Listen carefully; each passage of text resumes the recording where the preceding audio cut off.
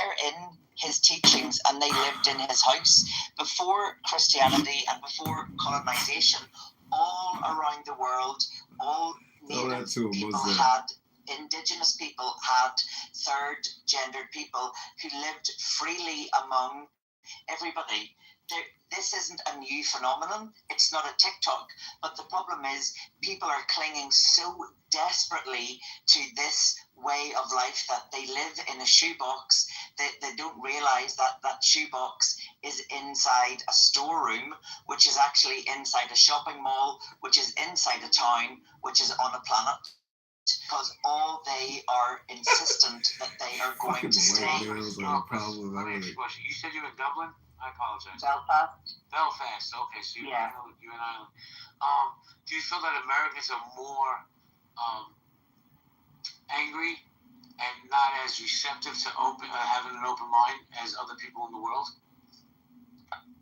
Well, no, I'm from Northern Ireland. We didn't get marriage equality until 7 years after the rest of the UK and Ireland. He's from Northern Ireland. I'm used to people who are so small-minded. So the Northern Ireland and America, like the red cappers, are all very similar. So I'm used to these types of chats and conversations, and it is just about expanding minds. Once you realize that the world is an onion rather than just a circle, and there's many layers underneath. It's not just what you see on the surface, that we can all live a lot more harmoniously together. Hey, Marcus, let me jump in here real quick, and you can sing Kumbaya all night. Hold on, hey, give me a second. Let me just say that first off, Marcus, please cash in your ticket, but I'm gonna also say, and I said it before, Americans are dumb and lazy. They'd rather talk on an issue they don't know about than do the research and actually talk out of, intelligence. It's just the truth. We're a TMZ generation. But, Marcus, I need you to meet up. I'm going to say hello to Shepherd real quick. Shepherd, how you doing, bro? I'm going to go after you and Shepherd. I got you. Shepherd, how you doing? Hey, pretty good, JB. Great conversation. I'm just thinking Can you cash your ticket in? Thank you. Oh, yeah, I did. I just didn't leave and come back yet. The one thing I was interested is with the trans issue, with that being so sexually hyper-focused, and then they're also kind of correlating with the white young male shooter thing, with the removal of, we'll say, like all the steps towards ending bullying in the late 80s, early 90s, and taking that kind of avenue of curtailing bad behavior or mental issues earlier due to some of this bullying, not advocating for bullying, but we were able to see some of this earlier, and these were less likely to travel that route. But going back to the hypersexualization for trans, do you think that maintaining one aspect of your identity and having that control so much is an outlier for mental illness? Like it's a telltale? Not that everyone's going to become school shooter, but it does pros a little bit for mental illness if you're having that much of a development issue early on, don't you think? I just want to get your thoughts on. Yeah, I agree with you, and I also think that I'm just going to try to be as simple as possible. And it's just my opinion. I'm entitled to my opinion. I think parents coddling their kids who don't know what the fuck they're talking about or know what they want. Oh, you want to be a boy, Sally? No problem. I'll get you the pills that you need. I think we have a problem with parenting in this country as well, Shepherd. And I've said it a million times. I'll say it a million more. People are craving to be their kids' friends and not the parents. Let me go to Nye. Nye, you wanted to jump in? Yes, I wanted to respond to Slipper's statements earlier about the problem is heterosexual white man, and it's a conversation we're not ready to have, and he's exactly right. Here's the thing, though. I said heterosexual, transgender, and the white male. The young, white, disgruntled male. Yes. Right. And all white people don't have these problems, but the young, white, disgruntled male is the problem. And to that point, you are exactly right that it's a conversation that we need to have nationally. Who's going to lead it? In my opinion, who's going to lead the conversation but white men, but that's not a conversation they want to have. From my perspective, and I guess this is my question to you and anybody who wants to take it, from my perspective, historically, white men, not all, they're never the problem. They don't view themselves as ever being the problem anywhere at any time. 38% of the population are white males, yet they account for over 85% of school shootings. And so if they're not willing to be honest about this and have a discussion, who's going to lead the discussion? White men need to lead the discussion and help the healing process among the incels, the white incels, and the disgruntled young white men who are horny and can't get laid, et cetera, et cetera. But they're not going to do it because they don't think it's a problem. And if you call it out, then you're a racist. So you see the conundrum?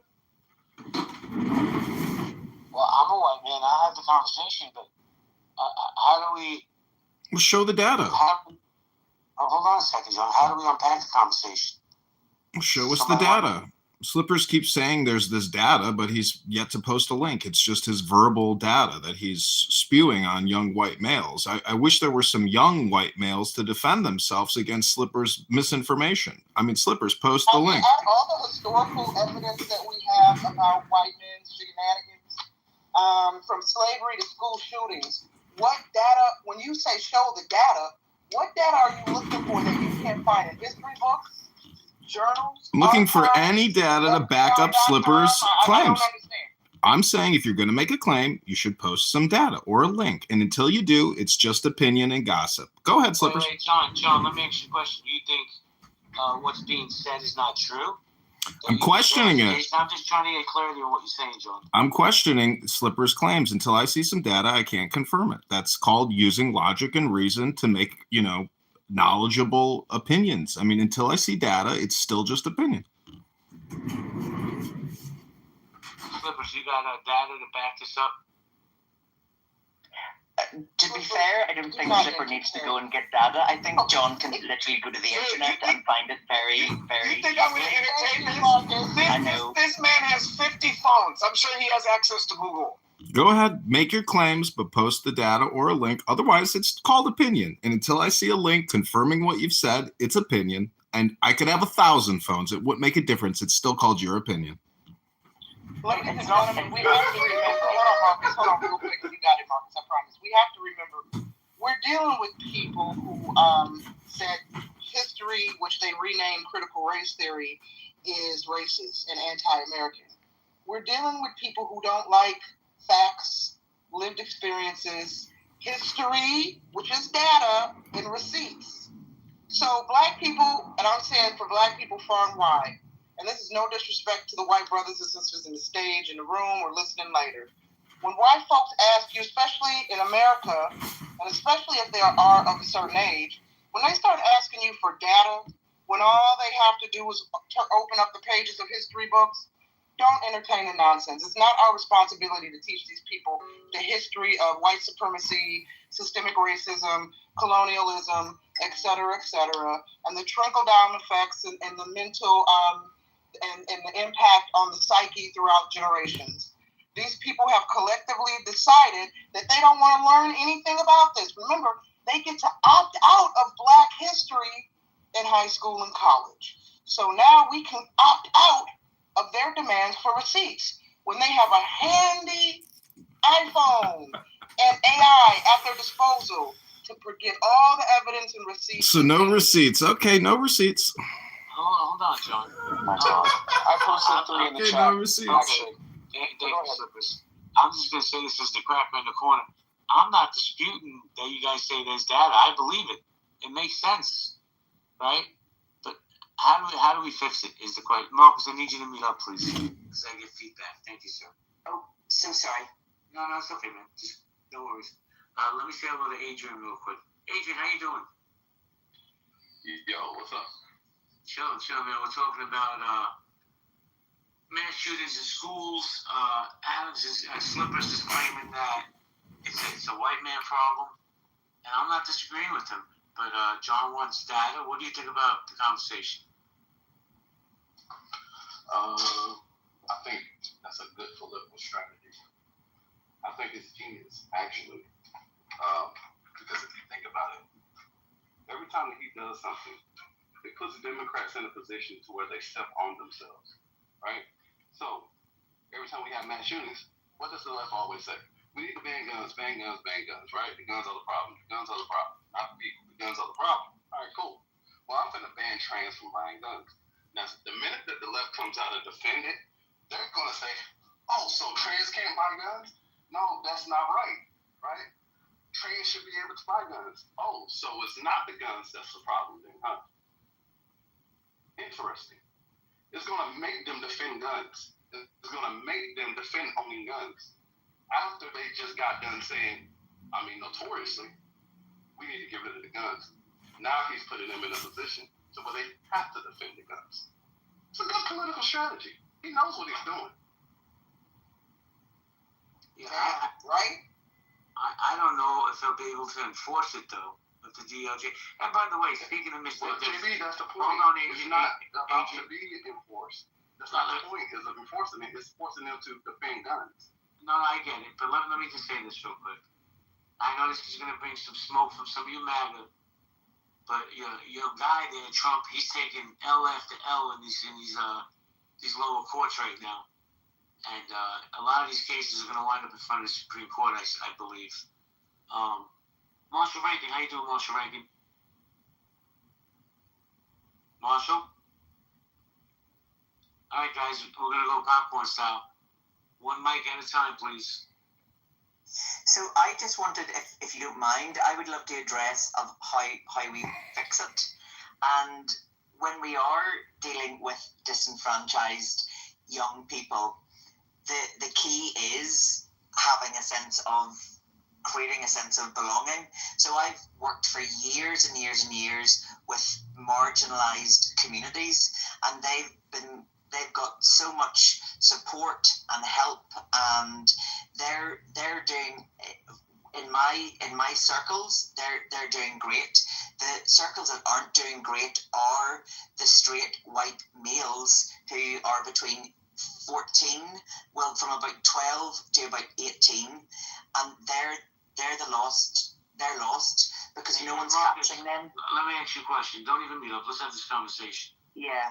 I want to look around my room, right? And I'm just going to talk for the men in this room, right? Because at one point, we were all 12 to 18. Yeah. All of us, my man, all of us had some, and I'm not cursing at you, I just cursed a lot, had some kind of fucking problem in our life when we were 12 to 18. Yeah. Hormones, testosterone, whatever, girl problems. So this narrative that's being spun in the world right now, that this select group, because they're white, they're 12 to 18, this is a new phenomenon. Bro, we've all been through it, all of us. So go ahead, Marcus. What we didn't have back then was social media and all the external pressures that we have got today. So when we're dealing with stuff now, you're dealing with it on a completely different level. That's why I'm saying they're lost, because they're seeing so many different influences on social media. They're hearing so much misinformation. When you or I or people who are 40 and under were going through anything as teeny boppers, it was within your school group or your peer group. It wasn't an entire world that you had access to. That's why I'm saying that these young people whose brains are developing and who are going through hormones and who are trying to live up to some kind of like macho image that they feel that they should, because that's the picture that society is painting, instead of saying it's okay not to be okay.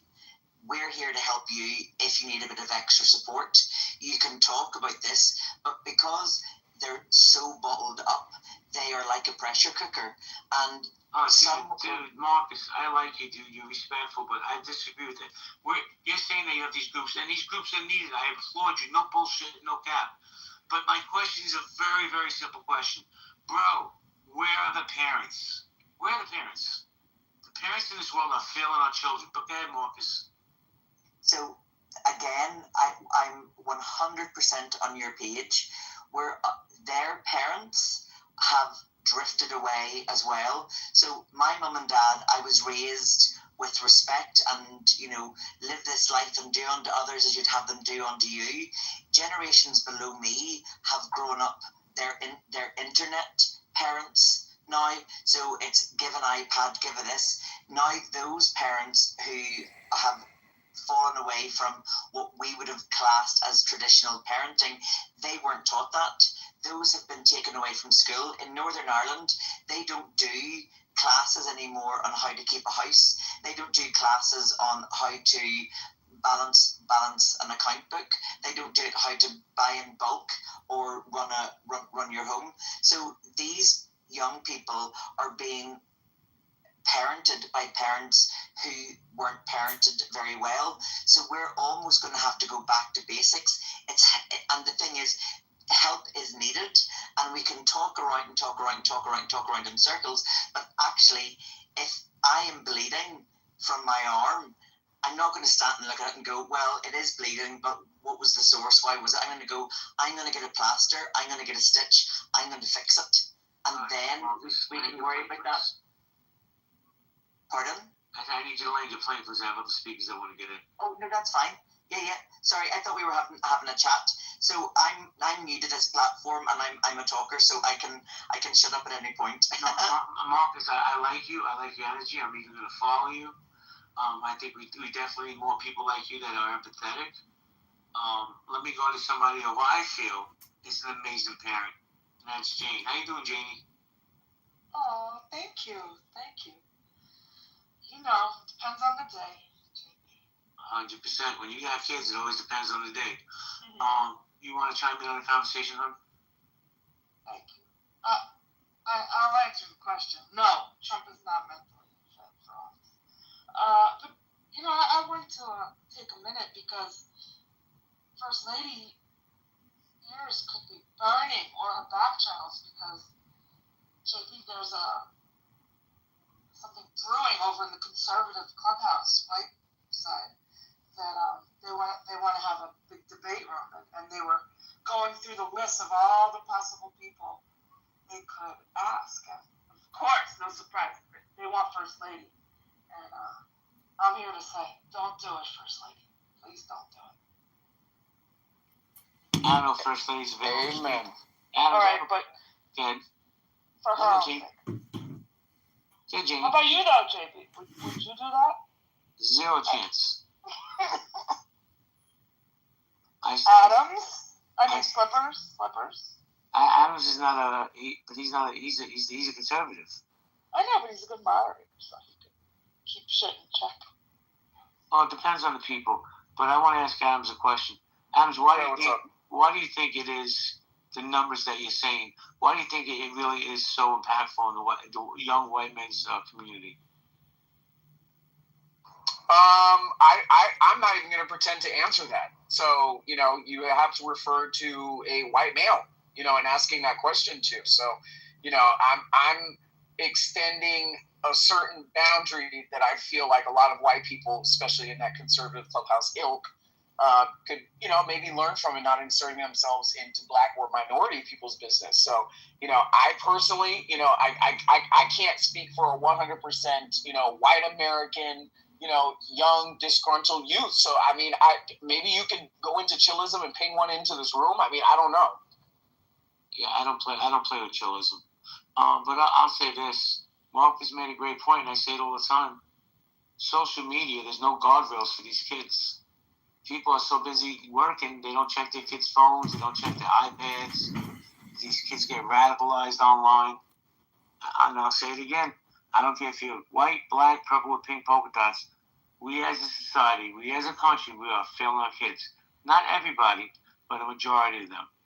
Guys, we're going to go popcorn style. All I ask is we have a one mic policy, disrespect the space. Thank you. It's not just parents, it's the whole system. It's the cell phones, it's the content, it's the never-ending rhetoric about how you have to be kind to everyone and accept everyone's mental derangement and impairment.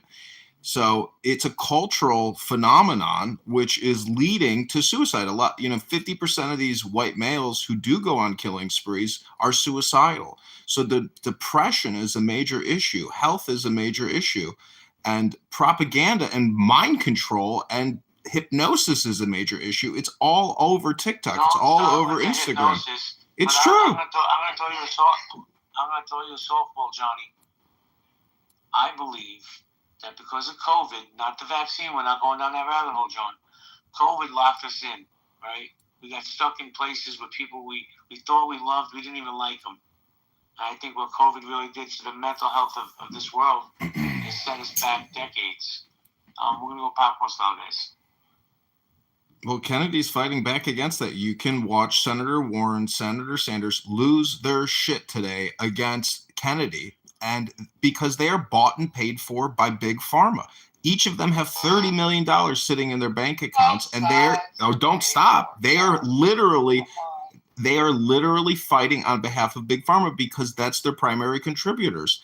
And, you've contributed my campaign. JB has, contributed. Hakima has contributed to my campaign. I'm not some big pharma whore. I got $600 to get these petition signatures. So there is a big conflict of interest when it comes to COVID-19. And there's a big conflict of interest when it comes to trans and hormonal medical procedures and trans procedures. It's $100,000 to get your schmeckle cut off at, in Los Angeles at a major hospital. So there's a huge financial incentive to keep promoting trans, and that's the truth. Can I just ask a question there, John, when you were saying about being forced to be kind to everyone in the world, forced for kindness? How many wars have been started on kindness? Listen, I'm not saying we're being forced to be kind. We want to be kind, but we have to push back on behalf of young men and young women who are being brainwashed and who are being abused. And if you have gender dysphoria and you're depressed and you think cutting your schmeckle off for $100,000 because Medicare, Medicaid is going to pay it for you. Schmeckle as a kid. Come on. Oh, yes, they do, Jane. There's lots of young men that have had gender reaffirming surgery. Lots of them. Thousands, tens of thousands of them at this point. John, hold on a second. I'll come back to you, I promise. I want to say hello to Lula. Lula, how you doing? Hey, JB, I'm good, thank you. Just listening for now. I'll chip in as it's popcorn style, if that's all right. I love your accent. You can chip in anytime you like. Oh, thank you, darling. Dr. Catherine's here, JB. Sorry, Lula. Dr. Catherine, wow. No problem, darling. What makes Dr. Catherine decide to slum it with us tonight? Hello, Dr. Catherine, one of my favorite people. Yeah, we're still here. Dr. Catherine, what brings you to my corner of the world?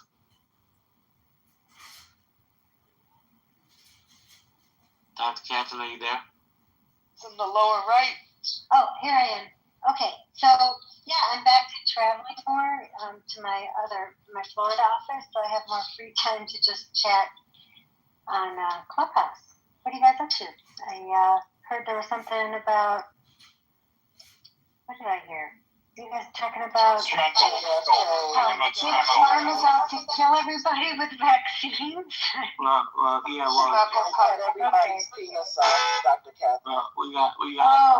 Right. Okay. It's why is it always these involuntary cis guys who are so stuck with other people's what they do with their genitals and who they want to have sex with? It's fascinating. But what can you? I've never heard involuntary cis. Could you? Wait a second, agent. Let me just say this.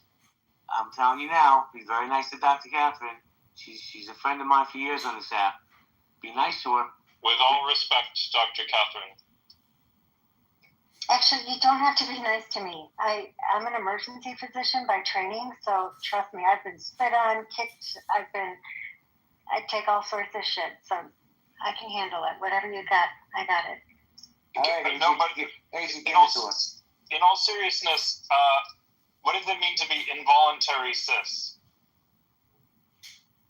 So I only know this term because I've been on Clubhouse. It's not part of my general, cadence of speech, but I learned that involuntary cis means you're like this hetero person who wants to be in a relationship but can't attract someone to be in that relationship with you. Celibate.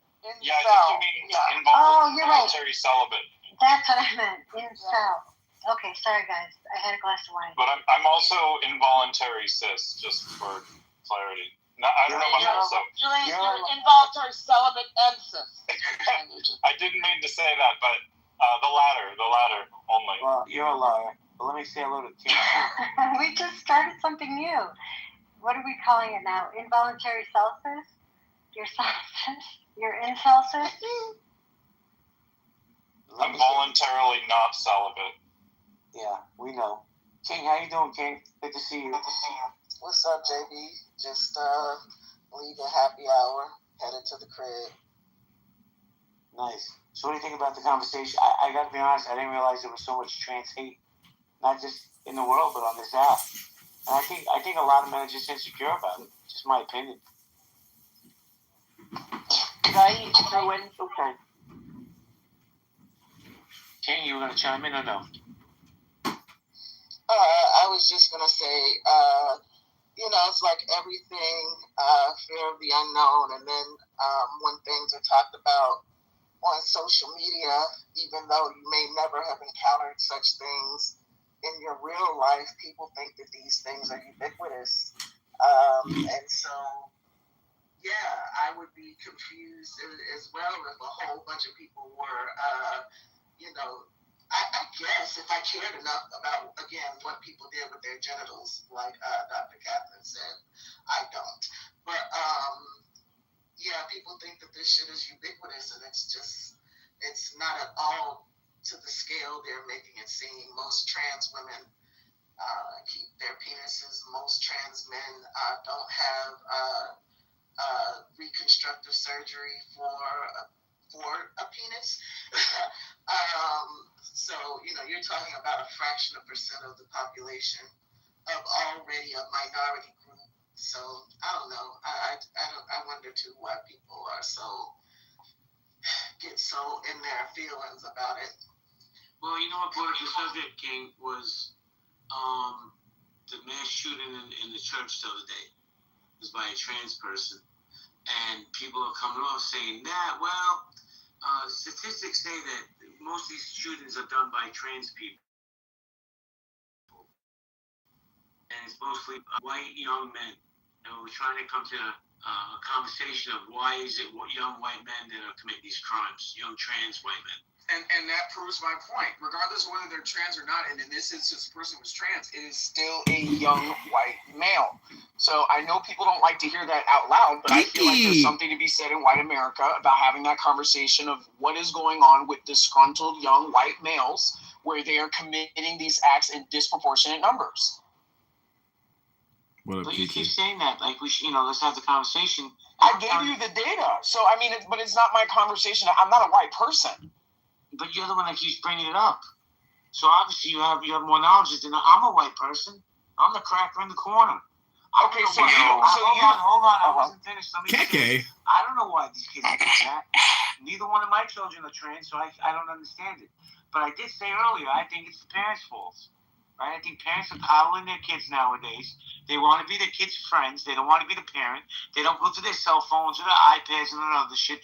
They don't pay attention to who they're hanging around with. I think this is a parental problem, not a young white man's problem.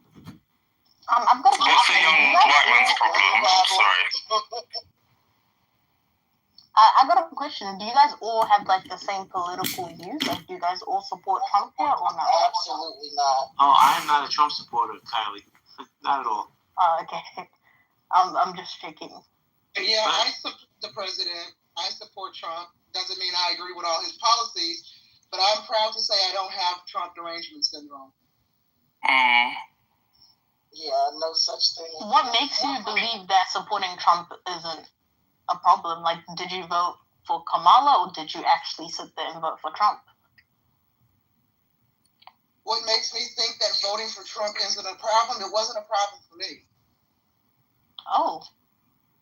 And you're African, right? Born in Black American, born in the United States, the greatest country on earth. Okay. Interesting. I'm from New Zealand. I'm Black American, and I proudly voted for Trump, and I did not proudly vote for Kamala Harris. I'm proud I did not vote for her. And please ask me why. Could I ask why? Yeah, I was going to ask you why. You want to know why? Because Kamala Harris isn't a black woman. She faked her way to be black. When she ran for the California district, state attorney, hold on. One mic on crazy. Right. Not only did she put a lot of black people in jail, when she ran for the California District Attorney, she ran as the first Indian American woman, right? When it was a presidential debate back in 2021, she debated Joe Biden and called him a racist. He was, but then, when she wanted to get involved, then all of a sudden she was black. Then all of a sudden she was washing collard greens in the bathtub with bleach. But anybody that's black is going to tell you that's not how you clean collard greens. Any black person will tell you that, right? So I don't know, man. Trump is beneficial it's to just black too people? much of the fake blackness for me. I saw with Barack Obama. I'm not falling for it again this year. That's why I voted for Trump. But you think he's beneficial to black people? Hilarious. So you vote for I'm a black American, and I don't give a fuck if they're black or white or green. I don't vote for fascists nor authoritarian regimes. I don't vote for people who are constantly assaulting the Constitution and people's Bill of Rights. Like, I don't do that fucking shit. I don't give a goddamn what the fuck melanin is in your skin or not. Right? If it was somebody white and they were not a fucking fascist, they would have my vote. Right? I would take the status quo bureaucrat over a right-wing authoritarian. Period. So, we're not all the same up in here. Let me take control of the room for a second, guys. This is community conversations and collaboration. Is Donald Trump mentally unfit for office? I found an article on top that Trump's DOJ is considering banning trans people from buying guns. I have no idea how they would enforce that. To me, that's a little extreme. But let me say hello to Abby. Shirley, how you doing, Shirley? Jordan, how you doing? Austin, I invited you up. Y'all, how you doing? MG, always a pleasure to have you in here. Jay, guys, if you have pink tickets, please cash it in. I want to go to Dismal. Dismal, how you doing, Dismal? I think it's funny to have that meme, actually, just to have people say that word. I've heard it now far more than ever. Do you want me to call you Victoria? That's fine. I've already been outed, so I don't mind. But can you guys hear me? I think my biggest concern is that Trump is currently utilizing anything within his power to distract from the Epstein file issue, and I don't think that he is deliberating on some of the major decisions that he's made, including sending the National Guard to Chicago, including the bombing of Iran. I think that more planning, more strategy should have gone into these decisions. And he's just looking to do whatever he can to get attention away in the news cycle. And that's sort of his plague. And I don't think he understands the consequences that this is having on Victoria, let me just say this. He announced that Chicago would not be the next city that he goes into. That would be New Orleans. He said that New Orleans would be the next city. So he's scared to come to Chicago. That's why. He tried to come to Chicago before and he couldn't make it through. Can I just go back to what Trey was saying earlier? The 10th Amendment, JB says, does not have the right to just go into anybody's city with military forces or federal forces. He does if it's a national emergency. Enforcement office. That's per the 10th Amendment and posse comitatus. Yeah, but you know what, Kim, from what I understand, Kylie, hold on a second, and I got you. From what I understand, I could be wrong. You can fact check me. He can't send troops in if it's to protect federal property. Exactly, and so there would have to be a threat to federal property happening, right? Like, he's tried. Like the blatant manipulation and gaslighting, as if we don't know what emergencies are anymore in this country. We've lived through several emergencies, and to think that this fucking real estate mogul who never worked in public service in his life all of a sudden is doing shit that no other president in the United States has ever done. And we trust that, his reasoning, even though we know this is just everyday life in every city. Well, let me jump in real quick, Kate. So, by the way, he's going to be signing an executive order, I believe, tomorrow. It will no longer be called the Department of Defense. It will be called the Department of War. So, there's that. To me, that just sends a really bad signal throughout the world. Let me say hello. First off, what's up, Craig? Good to see you, bro. XG, what's going on, young man? What's up, JB? What's up, everybody? Salute to the room. What's up, Craig? But I just wanted to say, yeah, Department of War and guess what? The Republicans and the MAGA-tards are gonna fucking defend this and be like, he didn't actually mean there was gonna be no wars when he promised no wars and peace when he got into office. He doesn't actually mean anything by this. It's just it's not defense if we engage in wars with this. So it actually makes sense to call it the Department of War instead. Like, that's exactly what the fuck they're going to do. And they're going to act like somehow, in some way, shape, or form, that Trump isn't just, again, speaking out of the other side of his fucking neck for the 8th time in a row about some shit he promised on his campaign run. We've seen it with the Epstein files. We've seen it with bills. And matter of fact, ironically enough, it seems like on top of being quiet about the Epstein files, the one motherfucker who was so loud about Biden's health and what was going on with him is seemingly quiet about his now concerning the fact of that little hand that we haven't seen for a while. And on top of that, the fact that that little hand had a bruise mark for longer than his fucking ear that quote-unquote got shot. So I just want to say, if he's going to continue with this stuff, he's absolutely unfit for office. Because I guarantee you, if I gave you the exact same criteria and rap sheet of shit that Trump's done, or shit that we can see happening to him, or that he's doing, and then applied all that to Biden, all the Republicans 4 years ago would have said Biden's unfit for office for the same exact fucking reasons. Thank you, X. I'm going to go to Dr. Captain, then I'm going to go to Project, and then Mother. Dr. Captain? Oh, actually, I was just listening. And I think the title is Mentally Unfit. Here we are. I think we got a little bit of all of it here. Some of us are more fit than others. Thank you. You're welcome. I'm going to go to Project and Mother, then T.O. Project. JP, thanks for inviting me up on your stage. Trump derangement syndrome is absolutely real, and it's really quite sad. People rooting against this president. I mean, he's president of the United States, and if nothing else, we should root for him. We should hope he's successful. If nothing else, we should all agree on that. But look, this is not hyperbole when I say this. I really do feel that President Trump is probably one of the best decisions the American people have made in my lifetime, and I mean that sincerely. I equate it to Buchanan. When he left office, led us into the Civil War, and Lincoln came in to sort of clean up his mess. I think it's that consequential. But I will say this. Dismal, I think, made an excellent point when she said this Epstein thing.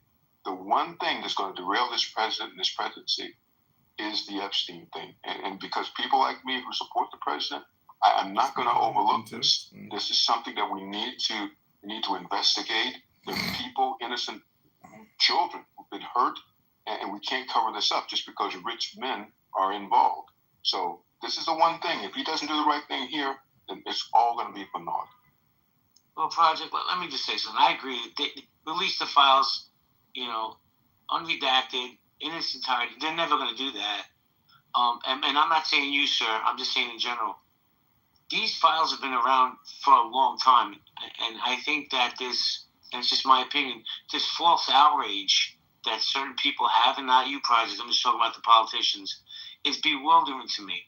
They've had these files for forever, and they never released them. I think, and I'm not a Donald Trump supporter, but I think that this is a square they're going to stand on to try to take him. I think he's covering things up. Definitely, 100% he is. But we're never going to get the truth. But we have a better chance of the Kennedy JFK files being released before the Epstein files.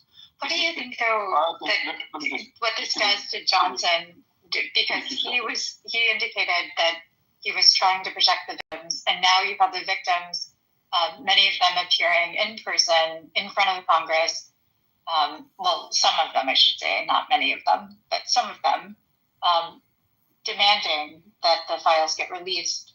So how is Mike Johnson going to defend that? Victoria, let me ask you a question respectfully, and this is a serious question. If the files are released and it shows that he had something insidious to do with Epstein and young girls, what's going to be the outcome? Is he going to get impeached? No. Is he going to get removed from office? He's not getting removed, Victoria, as much as you want him to be. But what's the outcome? Here's the thing. That would be a good question. Like, for especially his supporters, I was not one of them. It would be a good litmus test as to how far can this guy go. And if he goes that far, then we're just an idiocracy. And it's like we deserve our grand slide down in terms of leadership and in the globe. So I would hope that isn't the case. I would hope that people would actually wake up, and maybe it would be a wake up call. If you're the so-called Christian right and you're supporting a pedophile, it wouldn't be your first time. I mean, many of them are pedophiles. Let me jump in here real quick. The loudest voices I'm hearing to release these files is from the far right. Marjorie Taylor Greene and her Jewish space lasers. She's the one that's been barking the most. I don't know. Like I said, I don't see them ever releasing them. But let me hold on, Victoria. Let me go to Mother. Mother, I got you, Alan. Mother, how you doing? Good. Just enjoying my salad. I hope you guys are doing well. The great Nicholas. Good to hear from you, man. So is it okay if I comment on a couple of things? Yeah, please do. Okay. So I want to back up real quick. Like the whole Department of War rebrand. I was sitting here chewing on my salad and thinking, this is actually kind of accurate. Like, all America, what haven't we been in conflict, covert military operations, overthrowing of governments, assassinations of elected leaders for 90% of American history, if not just all-out war? I think it's 93 or something. I can look it up. But for the majority of this country's history, we have been at war. This is what America does. We're a violent nation. We kill whoever we want. We do whatever the fuck we want. That is the American way. This is an imperialistic country, right? So I don't have a problem with the rebrand, and I also think the logic, the liberals and the leftists are going to go, oh my God, it's going to be so expensive to rename all this stuff. Well, how come you didn't raise that objection when Biden was renaming U.S. military bases, right? It costs about $60 million. You didn't hear the left complaining about the cost at that point. So it's weird to criticize. You don't criticize your own party when they do the same type of behavior. And then the same thing, and the last piece about is Trump mentally unfit. As much as I hate the man, right? I'm not a Trumper. I will never voted for him. I think he's sane enough to be president. Joe Biden looked much more decrepit and mentally retarded, than Trump. As much as I can't stand him and I can't stand his policies and I don't like the guy and I think he's an asshole, I think he's perfectly fit to be in the position at this point, unless there's a developing story that happened that I'm not aware of. Everything that he has said, I believe he's competent. I'm done. Thank you, the great Nicholas. By the way, I don't know if anybody's seen recently, especially today, the big gash on Joe Biden's head. It looks like he has multiple stitches on his head. It looks like he probably fell. Yeah. So, did he fell today? Oh, I didn't see that. I don't know if he fell, but he has a big gash on his head. It was all over. What about the big bruise on Trump's hand? Yeah, we'll get to that. Hold on. Let me go to Tio, and then I want to go to Alan. Tio, how you doing? I'm good. You want to chime in or you want to hang out? I'm just trying to see where to catch up at. I'm listening to you guys right now. All right, man. I'll circle back to you. Thank you. Alan Dean. Hold on, Victoria. Alan Dean. Hey, how you doing? I'm doing great, man. It's good to see you. Good to hear from you. How you doing? I'm good. So I'll say a few things. Is he mentally unfit for office? No, he's mentally fit. That's my answer to that question.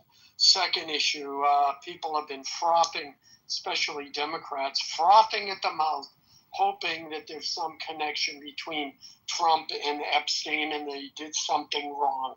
In the hundreds of court documents of the Epstein trials, victims were asked directly, did Trump do anything? They all said no. On CNN recently, they had all of the victims there after they did either before or after they did the press conference. They asked them again directly, did Trump do anything to you? All of them said no. The Democrats have a hard-on hoping that somebody somewhere says, oh, Trump touched my titty. Trump didn't do anything. He's not connected with it. Wait a second, Alan. Alan, hold on. Yeah. There literally is a victim that names him. Hold on a second. No, there isn't. Hold on, Alan. If I'm not mistaken, it's the far right that's leading the charge with this Epstein's file, like the margin. Oh, yeah, I know. Listen, they want the far right. They want Clinton. They want Clinton, Alan. Yeah, well, they want. And we know his name is all over this. The victim said it. Well, look, if I'm going to be consistent here, CNN also asked about Clinton, and they also said no. So maybe that clears both Trump and Clinton, or maybe it indicts them both, which I don't know. But the fact is we keep getting, testimony and facts piled one on top of each other that said Trump didn't do nothing. But again, it's Trump. So why don't they release the entire files, not just? Wait, let me finish my question. Oh, okay. Release them entirely, unredacted, in its entirety, and let the American people decide what's going on. No. Well, I agree, but I think while Trump isn't on that list, there are, or in those files, there are people who are, and that are high enough up in government and have enough influence that they very well may be stopping them from being released. And I think that's the issue. If you take down someone like Chuck Schumer or what's his face, the turtle, then we're going to have issues. McConnell? So there you know what issue I have with you? You still have a pink ticket. Me? Well, I'm sorry. You keep changing your clubs and creating new clubs. How am I supposed to keep up on all of this, man? Don't blame me. Don't listen to me, you. Don't use your dementia and old age as an excuse. Stop it. Yeah, it had nothing to do with the young whippersnapper. Anyways, I joined. That's all I got to say. Thank you, Alan. Hang out for a while. Let me go to Jamal. We're about to get a big pot of MAGA right now. How you doing, Jamal? All right. Can y'all hear me clearly? Yes, sir. All right. I just want to say, how could he be out of his mind in any way when he's had the best 8-month opening of any president on what fucking metric that I've ever seen? He's done a hell of a job in his first 8 months. I don't know what he'll do over the next 3.5 years. Wait. Let me ask you a question. How's the war in Ukraine going? How's the conflict in the Middle East going? The two that he said he was going to stop. I think what has happened here is Putin really wants to play a dangerous game of chicken, because I think that they think they're ready for war, but they want us to kick it off. And I think Putin is playing a dangerous game of chicken right now. Putin is not as tough as he comes off to be. And I think that Trump is just trying to play patient because he knows. Wait a second, Jamal, hold on a second. Did you know that Putin just put 100,000 troops in the Donbass region of Ukraine? Right. 100,000. So while Trump's sitting around with his thumb up his ass, Putin's going to take over Ukraine. Well, but the thing is, I think what Trump would prefer to do is back out of it and let the Europeans fight it. And I think he's probably smart. That's one of the most intelligent things that I've seen him do, is kind of keep his hands a little bit where he can just back out of it. And I think that's what he's going to do, is he's going to just say, okay, I couldn't get you guys to come to the table. He's going to back up and let the Europeans fight it out with him. But he doesn't want to be a part of this shit. Because he failed. I'm sorry? Because we can't afford it. and it don't make Wait any a sense. second. Hold on a second. Jamal, No! hold on. Everybody, hold on. Everybody, hold on a second. Actually, hold on a second. Jamal, and I'm going to let you speak as much as you want. You can land your plane in a minute, but yes, sir. How come? And I'm being serious. I'm saying this respectfully. How come MAGA won't take the L? How come you guys won't take the loss that he failed with Ukraine, Russia, and in the Middle East? Why not? I don't think, because the reality of it is, it wasn't on his watch, and it's like he says, it's not his war. This is not something that happened. He campaigned on this. Jamal, he campaigned on this, bro. Well, remember what he had to say in Alaska. Wait, hold on, Jamal. He campaigned on the Epstein files, and he campaigned on bringing peace to Russia. He said he'd have it resolved in 48 hours. Well, he's 8 months into his presidency, it's getting worse. I think this is the part that allows him to come out like this, is because Putin said if he would have been in office, this would have never happened. That came out of Putin's mouth. So he's already been rectified in the situation, so he can really kind of wash his hands and stand to the side. And the other thing that he's doing really good is thinking about this hemisphere with those what are they? What's the South Americans down there? I forget the name. Slipped my mind. By him doing that move that he's making with the drug cartel down there, that's a powerful move. No president has ever done that. As far as bringing troops to stop this cartel. And my brother died OD'd on fentanyl. And I know each one of you knows somebody who's died of fentanyl. And so for him to stand up for that, that's a powerful move that he's doing right now. Can I say something real quick, Hakima, let me just say this real quick. And I'm going to pass it right to you, and then I want to get all normal in the conversation.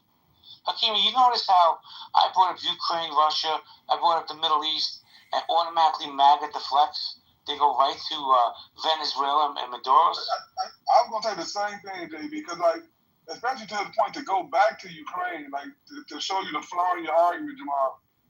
You say that he's gonna let Europe handle it.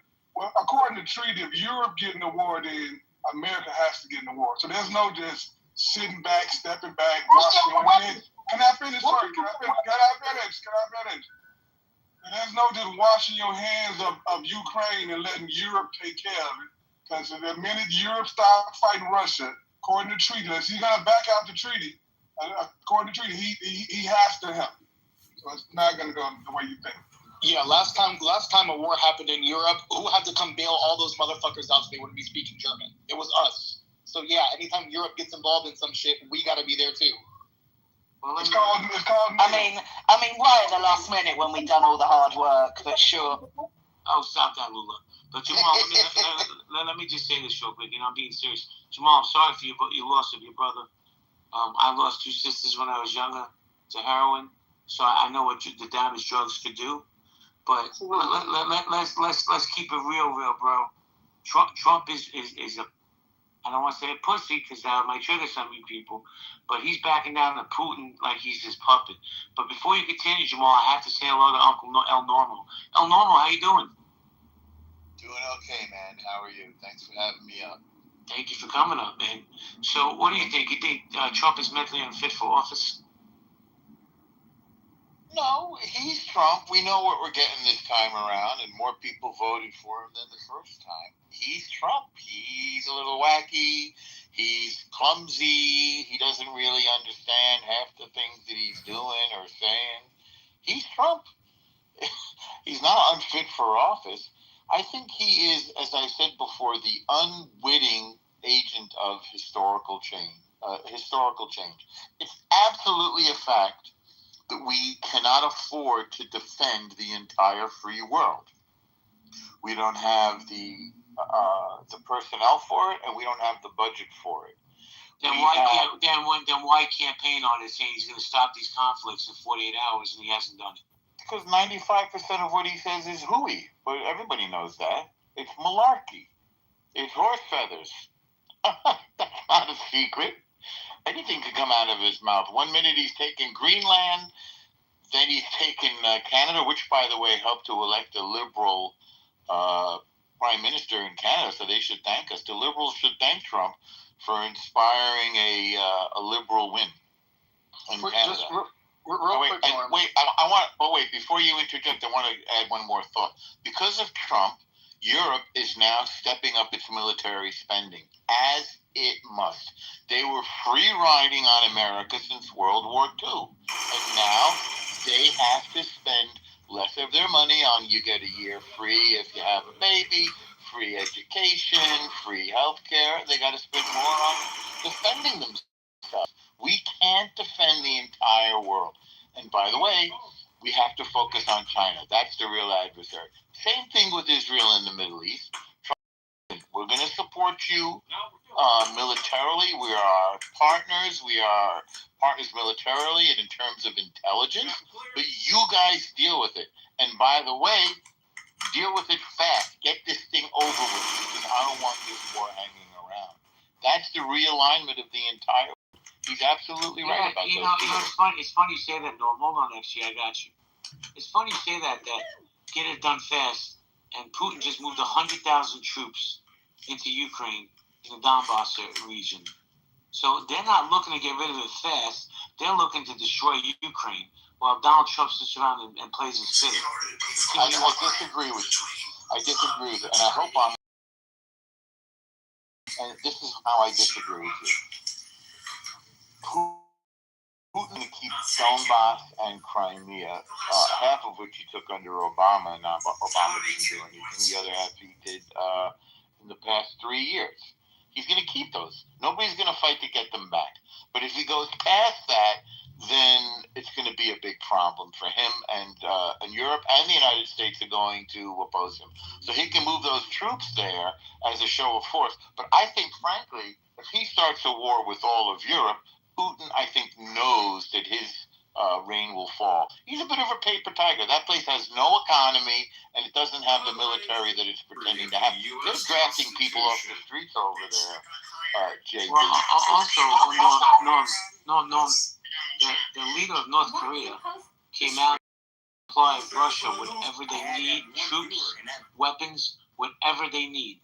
So it's not just Russia that Ukraine is fighting. I'm sorry. I think Donald Trump is all talk and no walk. But actually, hold on 1 second. I got to say hello to Mike Moon, then I'll come to you, I promise. Mikey Moon, what's good, man? Hey, man. Hey. Hey, welcome, room. Hi, JB.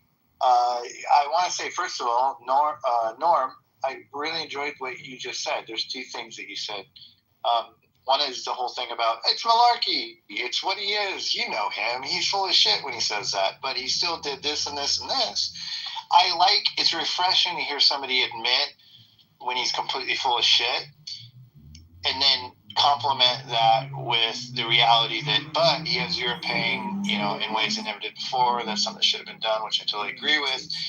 It's like I could support him way easier if I heard more people who were heavy supporters of him admit that, yeah, he fucking lies on purpose, but he does this too, instead of acting like, oh, let me interpret his lie to be what he meant to say, because what he wasn't lying. He was saying this and it's this. It's like there's this constant effort to defend him and recategorize and explain what he's saying when he's just frankly being full of shit.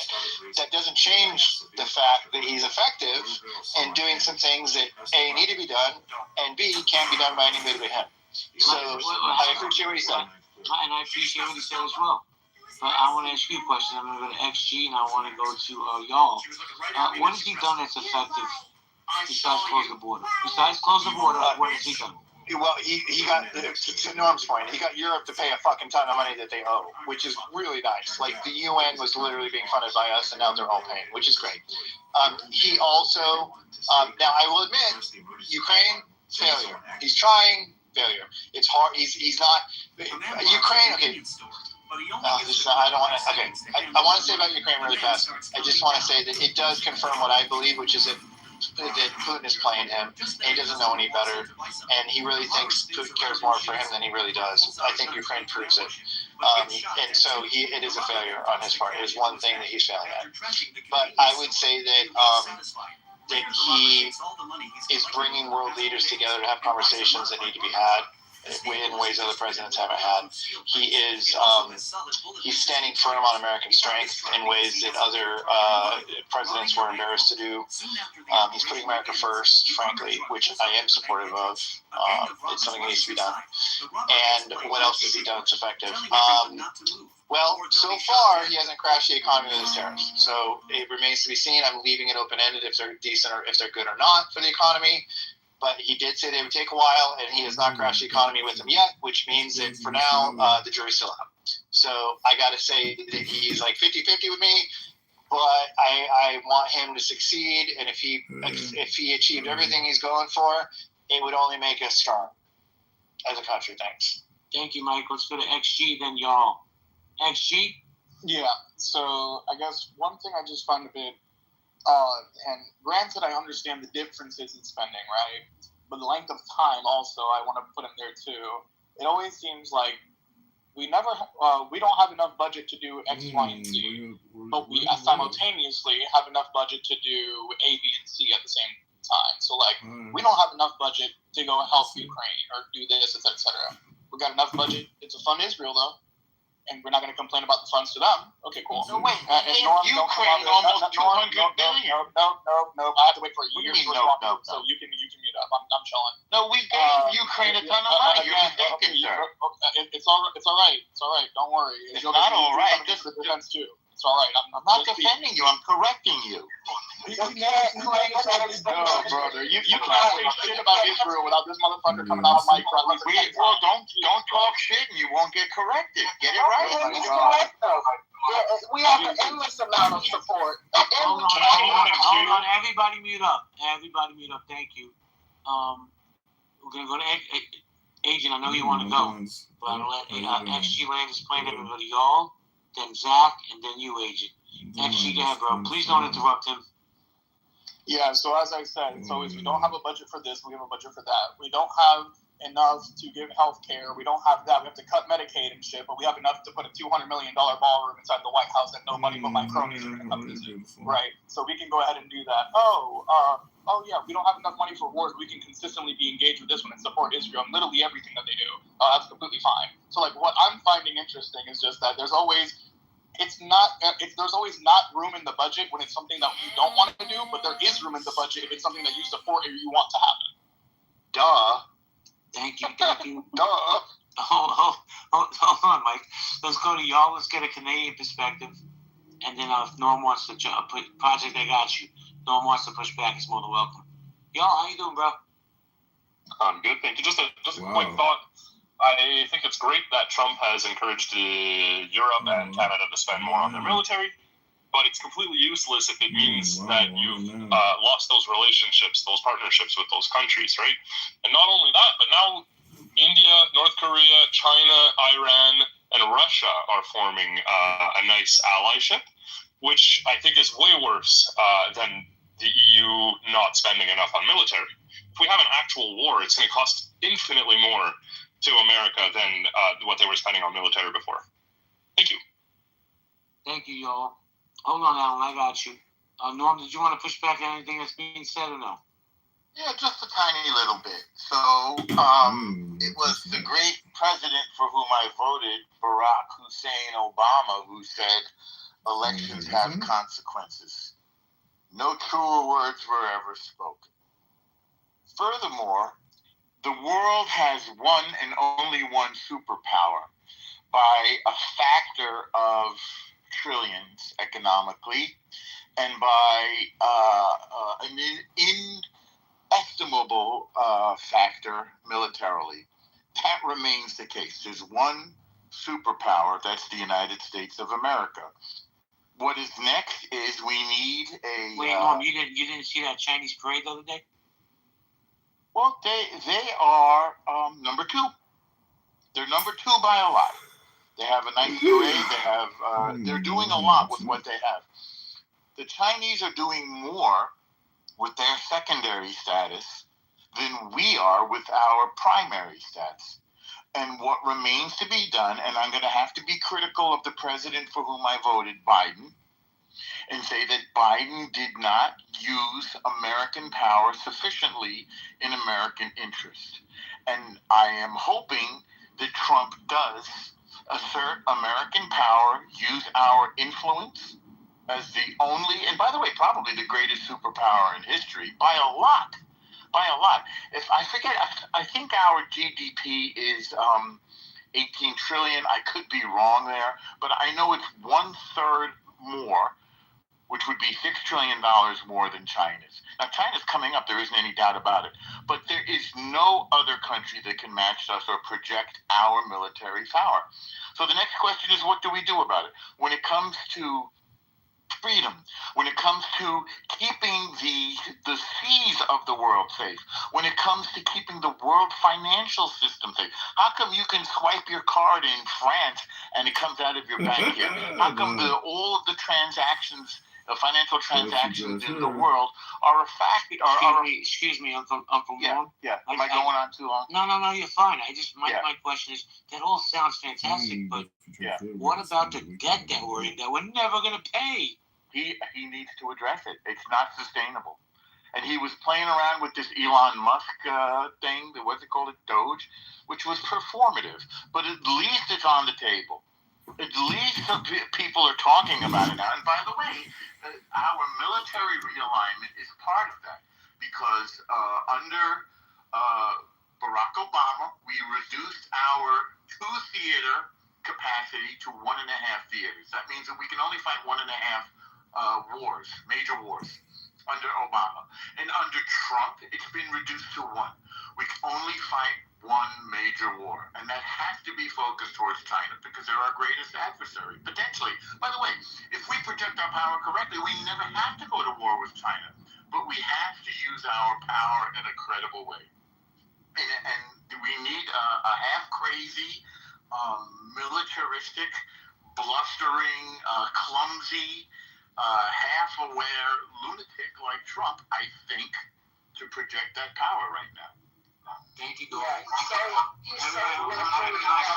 Everybody hold on, please. I'm going to go to Alan, then King, then Project. Go ahead, Alan. Yeah, JB, you mentioned that I'm old. And because I'm old, I was joking with you. I know, but it's okay because I'm using it to make a point. Because I'm old, I remember Nixon, I remember Ford, I remember Reagan, I remember Bush Sr., Bush Jr.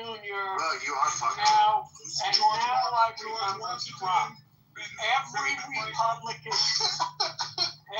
Republican president, the Democrats say they're crazy, that they're stupid, and they don't know what they're doing.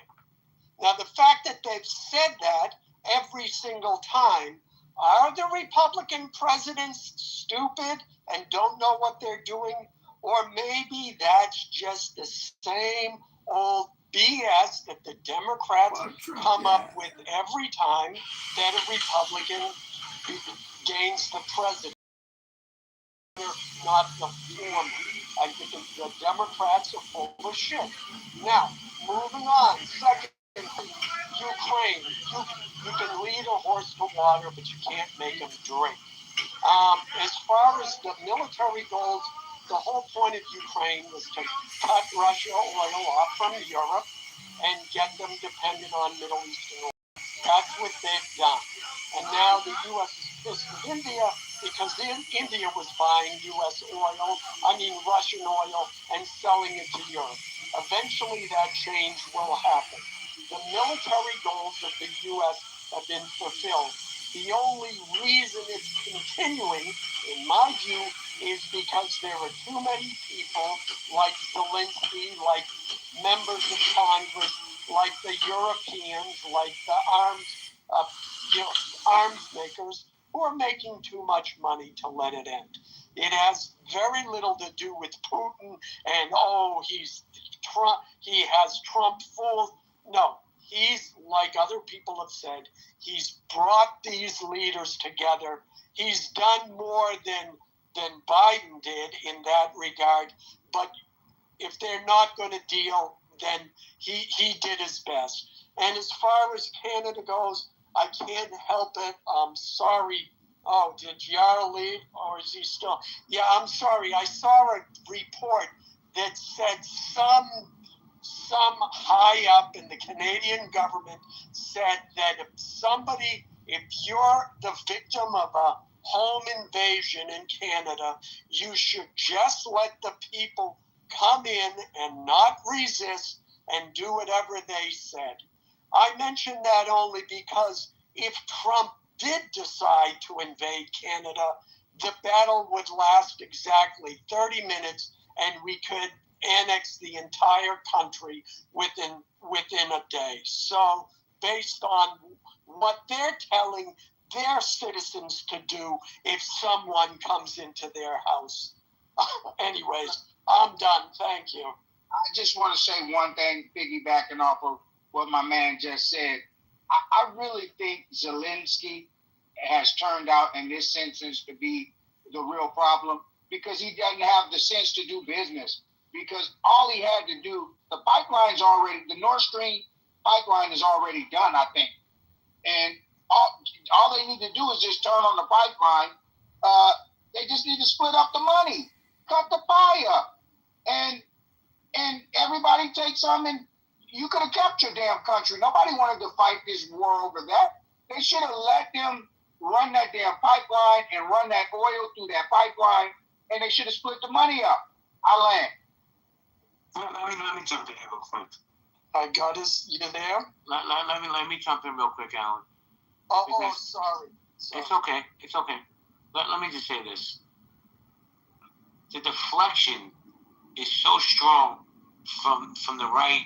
It's bananas to me, right? This dude said he was going to end this war in 48 hours. I don't give a shit if he's just talking out of his ass. This dude said he would have the files unredacted and released in their entirety. Another talking point people like to deflect off of.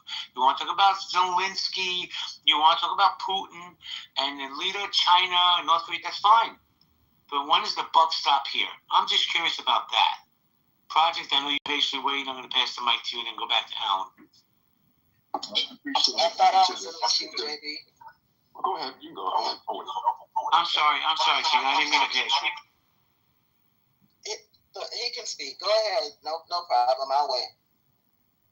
No, as soon as I stopped talking, I got a phone call. So I didn't hear any of the rebuttals except for you, JB. Well, that's the only one that matters. Well, this is true, but no, I don't see it. I don't see it as a deflection. I mean, I agree. He said he was going to end it, and like I said, he did bring them together. How many times did he bring Zelensky and Putin together? And like I said, you can lead a horse to water, you can't make him drink. And that's the most. That's the most I can say. Then you shouldn't promise it then. Hold on, Norm. No. What do you mean you shouldn't promise it? That's what every politician does. Oh, if you like your doctor, you can keep your doctor. Read my lips. No new taxes. Come on, Jay. And how'd that turn out for him? Of course. So, this is politics. I'm not going to deflect. We ended up with Donald Trump in office. Thank you for reminding us. Well, let me go to King because King's been patient. Then we'll go to Project. King, go ahead. Yeah, I was just going to remind people that the only leaders that Trump has brought together is Xi, Putin, and Modi. I don't know if people are aware of the fact that India and China were not fucking roommates and best buds before this administration.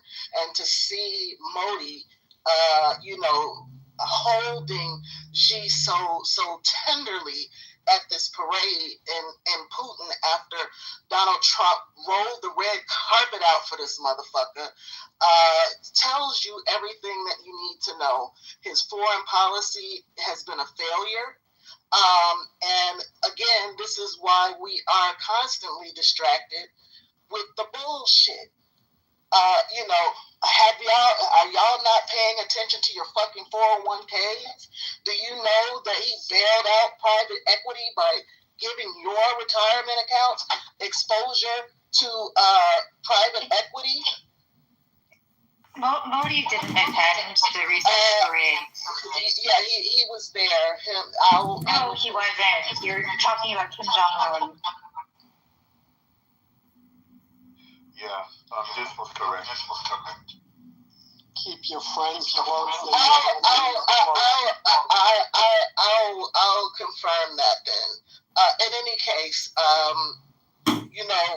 he's given with the stroke of a pen private equity access to our 401ks when private equity investments don't have any fiduciary responsibility to make investments that are at the best interest of their investors, right? So like there's so many things across the board that people are pissed at this guy. The farmers are pissed at this guy. The older seniors who are losing their care are pissed at this guy. I don't even know who we can call an ally in the world anymore outside of Malay and Orban. Like, who are our allies at this point? Israel's definitely our ally. Europe is our ally. Who else is going to protect them? Europe is definitely not out. I don't think that they want to fuck with us after what we did to Ukraine. They have no choice. But I haven't. But again, we know in world politics, people don't forget, and so to think that these actions are not going to have consequences down the line is insane, which is why I'm like, JB, instead of asking, is Trump mentally unfit for office? Maybe the question we need to be asking is, are the voters unfit to cast a vote? Because people are just, this is all on vibes. This is all on vibes. Nobody is fucking paying attention to what the fuck is going on. They just want to root for their guy. And I think that that's ridiculous. And we're suffering for it. Like, with these fucking grocery prices, like, everything is really fucked up. And we're sitting here having conversations about it as if people around us aren't being hurt by this. Thank you. So the market is up, King. What is it exactly is the hurt? Where's the down? The market is disconnected from Main Street, and you know that. You know there are more. Right. Exactly. So when you get, you know how do you know how private equity works? Of course. Okay, so do you think it's a good idea to give private equity exposure to your retirement account? What's the problem? Panic, it'll be all right. You don't think private equity is trying to make money? I think that the way they make money is what's the problem. They get paid either way, but their investors don't necessarily get paid unless they have a win. So when they buy up companies, extract all the value out, and then sell it, drive the company into bankruptcy, that's not necessarily a win for their investors, right? There's a reason why private equity. There's a reason why. Guys, hold on, King. You get crazy feedback when you're muted. Let Norm push back on you real quick. Yeah, can you please mute? Thank you. Get Norm. No, I am just pointing out that the economy, not only is the economy strong, but the institutions are strong. We have the strongest institutions on the planet, and they're stronger than ever. And I just want to add, by the way, that our academic institutions had been captured ideologically, and he's addressing that as well. So put another check in the column for him on addressing the problem of ideological capture of our institutions that are supposed to be about research, innovation, inquiry, and advancement, and had been captured ideologically. But again, I'm not sure what your objection is. Isn't he taking L's? He's taking losses in the appeal courts. Because they're all saying that he shouldn't have taken money away from these institutions. No, he's actually winning. Yeah, they're shaking in their boots. They're making deals with them all over the place. They realize how wrong they are. Yeah, it's outrageous what they were doing. I'll make this quick, JB. The Democrats have been waging lawfare. The lower court judges are filing all these TROs and injunctions and everything else, and then Trump, doing everything legal, obeying the courts, appeals them up to the Supreme Court, and in almost every case, the Supreme Court slaps down the lower court judges to the point where Kavanaugh and Gorsuch have now admonished the lower courts, saying, we understand sometimes lower court judges may disagree with our rulings, but under no circumstances are they allowed to disobey them. And the Supreme Court is laying down the law, and yet these dumb fuck Democrat appointee judges continue to disobey the Supreme Court. Trump is winning in the courts. The problem is the Democrats are just gumming up the works every chance they can. So, that's reality. Thank you, Alan. Let's go to hold on. Can I just say real quick, JB? I put the links in the chat. I was correct. It is Xi, Modi, and Putin, and every headline is that we should be very concerned. I'm sure the administration is very concerned that these particular individuals are now, forming these tight bonds. Again, India and China are not. India has always been very much neutral on the global stage. To drive India into the hands of China, that's a first. That's a first. I'm sorry. Thank you. So he's failed. That didn't actually happen, and that's. Can I respond, please? Hold on. Because Project's been waiting for like 30 minutes to talk. Can I go to him, please? Then I'll come to you. Can you please respond directly to that point? Okay. Go ahead, Project. Well, that was Dismo's always correct, but Dismo left, so I'll withdraw that statement. Look, while we have the Star Chamber and we're sort of solving all the world's problems, can we talk a little bit about Nancy Pelosi, right? Nancy Pelosi, who makes roughly $200,000 a year, has a gross worth of $400 million. I mean, she's outperforming all the hedge funds in the country. I mean, it's absolute insanity. We need term limits, please. Americans, once we get through fighting each other, let's fight the real enemies, okay? And somebody mentioned, somebody mentioned, I think it was you, JB, said, exclude the border. What has the president done? What is his accomplishment? Oh, excuse me, if all he did was steal and secure the borders, I mean, I think it would be more consequential than damn near any president we've had in my lifetime. I mean, it's a huge victory. It's something he ran on, and we can't just excuse it. But if we need to have something else, how about the attack on Iran, who set back their nuclear program at least 3 years? Nobody talks about that. I remember when it was proposed, everybody thought, oh my God, we were doing World War III. Well, not a peep out of Iran. And so let's give the president credit for that. How about that? So you want to close the borders while the entire interior of the country burns down with inflation, racial relations. I mean, I can go on and on, but let's just worry about the border instead of what's going on inside our country. But I want to give Victoria a chance to push back. Well, give me 5 seconds since you look. What did he do in D.C.? I mean, you have people slaughtering each other at an alarming rate. He sends a troop in, and look, at least people are not being slaughtered on the street. People can have enterprise and everything else. So he's securing our cities. Come on. Okay, if you say so. If you say so. Victoria, go ahead, hon. Thank you. First of all, Modi was not at the 80-year celebration parade that Xi Jinping hosted. He simply wasn't there. He was hosting a counterpart from Singapore at the time, and I just want to push back on that.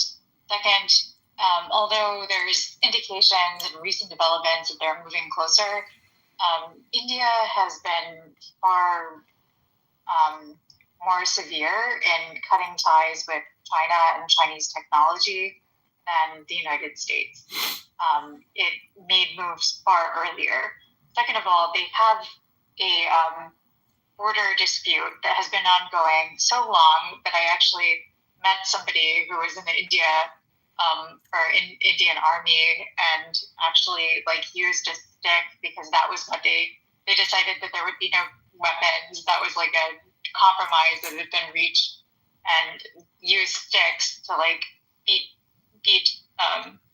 other Chinese soldiers. So the idea that they're somehow closing up, what you might be considering is India has always been an ally of Russia, and that it hasn't gone away, and that is probably going to be getting more. Sorry. But Dismal, did you read the links that I posted?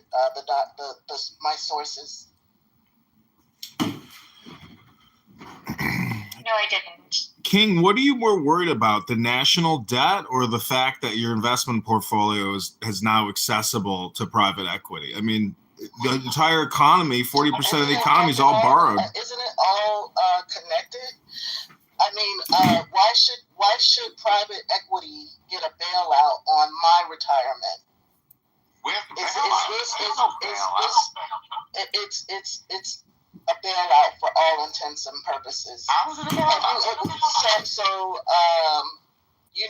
Most of the portfolio in private equity is startups, and the startup companies when they go public, and IPOs and IPOs. King, hold on a second. Oh, thank you. I'm gonna go to my financial guru, Isiani. Isiani, how you doing, bro? Doing great, you? Man, ain't that wake up is a good day for me. So what do you think about this conversation we're having? You want to chime in? I do, man. Actually, just want to talk specifically to the private equity conversation. I understand the fear around private equity, but it's simply equity in private companies. And there's a lot of different types of private companies. There's literally companies around you who are doing great, making great cash flow, and private equity is literally saying, hey, the equity in my business, people can actually invest it into their retirement assets. I don't need to go public first. I can sell it directly to you through an intermediary, an advisor like me, or some companies can package it up. Now, there's some terrible people just like the world. There's good people, there's bad people. There's people doing good business and doing bad business. If a company comes in and gobbles up your neighborhood and tears it down, well, that's bad practice. That's bad practices. It doesn't necessarily reflect on the entire concept of private equity. So you should actually be grateful, or at least appreciative, for that executive order, because it opens up opportunities even for small communities, right? So can I read this real quick? I just posted a link in the chat. Private equity wants your retirement nest egg, and it basically states that the private equity industry is underperforming, cannot exit its investments, and cannot return much actual cash to its institutional investors, in large part because the industry since 2022 has consistently overvalued their portfolio companies. Private equity investors are clamoring for cash, and the 401ks and IRAs look like just the perfect bailout for the PE billionaires. So I'll continue to post more resources because, people are obsessed with Epstein and all this fucking bullshit. There's a lot other things going on that people need to be paying attention to that have real material impacts on their futures. All right, guys, we'll go popcorn style. Go ahead, Isiani. We don't have to allow other people's stories to impact, because it's the law, right? It's widespreading. right? Because some companies are failing. Like, think local. The real estate in your, I don't know what city you're in, but essentially people can start investing their future if they love a city, and there's a private equity offering in their city, their community, like community centers or whatever, the community issue shares, especially now with crypto and whatever, the community tokenize their shares as private equity. It's not listed, it's not a public company yet, but people can literally invest in new ways. It opens up new opportunities. You're worried about the legacy companies, the big companies. Well, I think don't attach yourself to that story in particular. There are some bad actors, but this is America. Each state is different. Each company is different. It's just a matter of perspective, right? Well, I gotta be honest. I always speak for myself. No smoke with King, but I'm more interested in Epstein files. I want to know if our president's a pedophile. You already know that. You already know. Yeah, we know he is. Nobody knows that.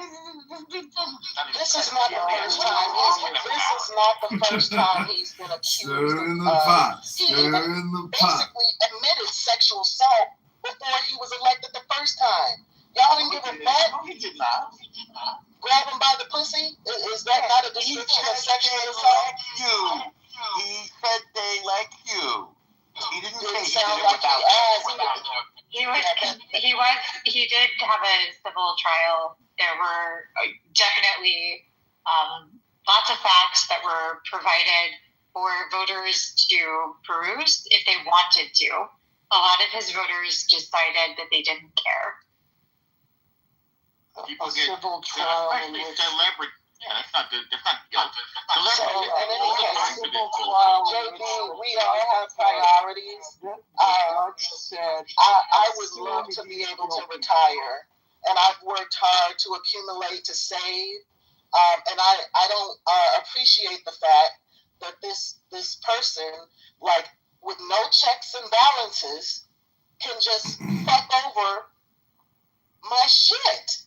Wait, and just can't hold up really fast, because you left out part of that quote, Norm, because right before he says they let you do it, he says this: I just start kissing them. It's like a magnet. Just kiss. I don't even wait. And when you're a star, they let you do it. You can do anything. They let you. Wait.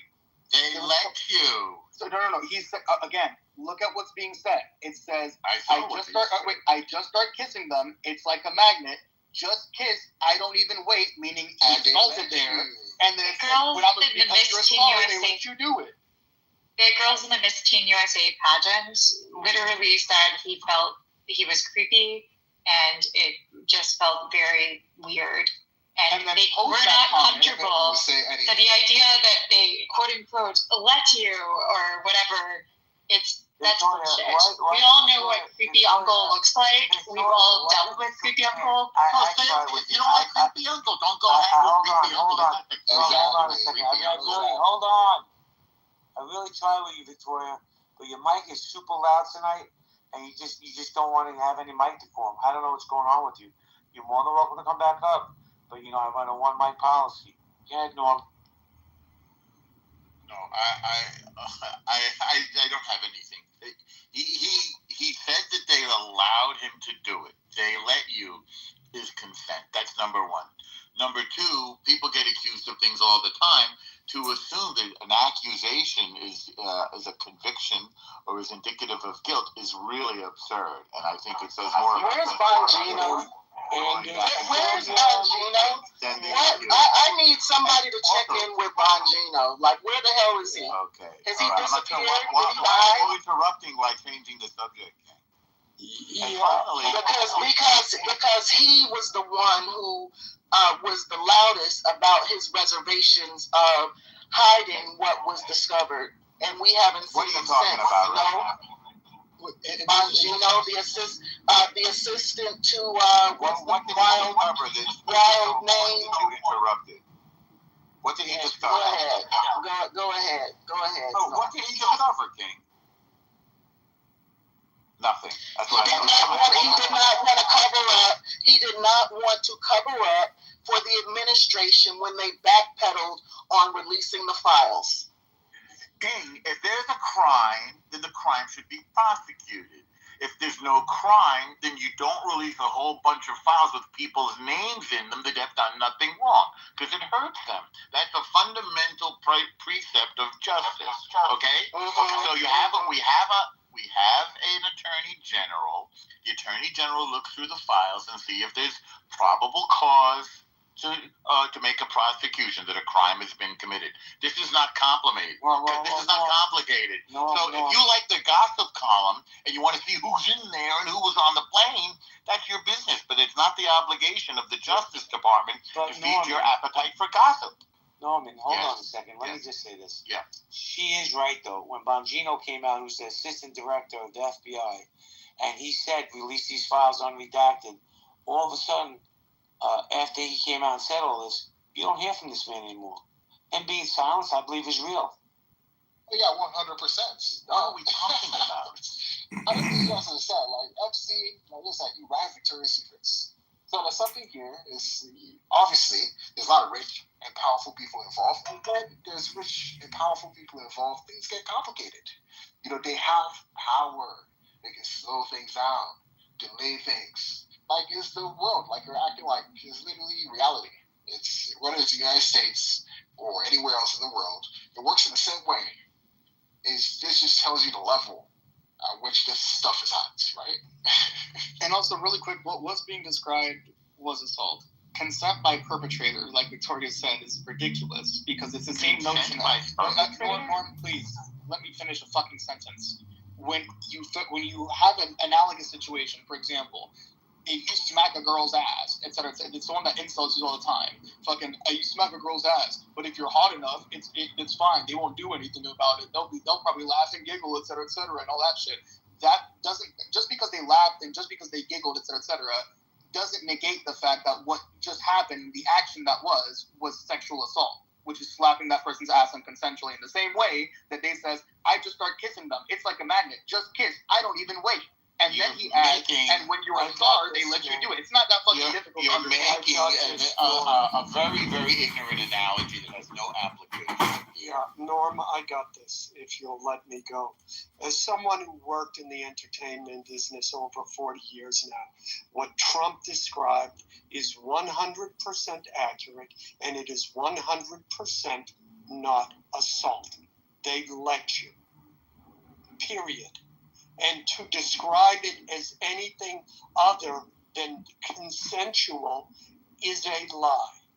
And when the actresses or people like that come back 10 years later and say, oh, I don't know, I felt creepy and violated, it's because they're trying to save their own reputation. And they're trying from his to own live. mouth. Just They're kiss. I don't even trying wait. to That's him live saying he's not waiting for consent I either. Out of his own interrupt fucking mouth. you. Who Thank cares? you. Not what he said. They're trying to save their reputation because everyone knows they were whoring themselves out for a better opportunity. You see it every day, and that whole Me So Too teenage movement- girls at a beauty pageant were whoring themselves out. Yes, they were. Okay, gotcha. Take that to the bank. This is the level of fucking Take delusion that that we're to at. the bank.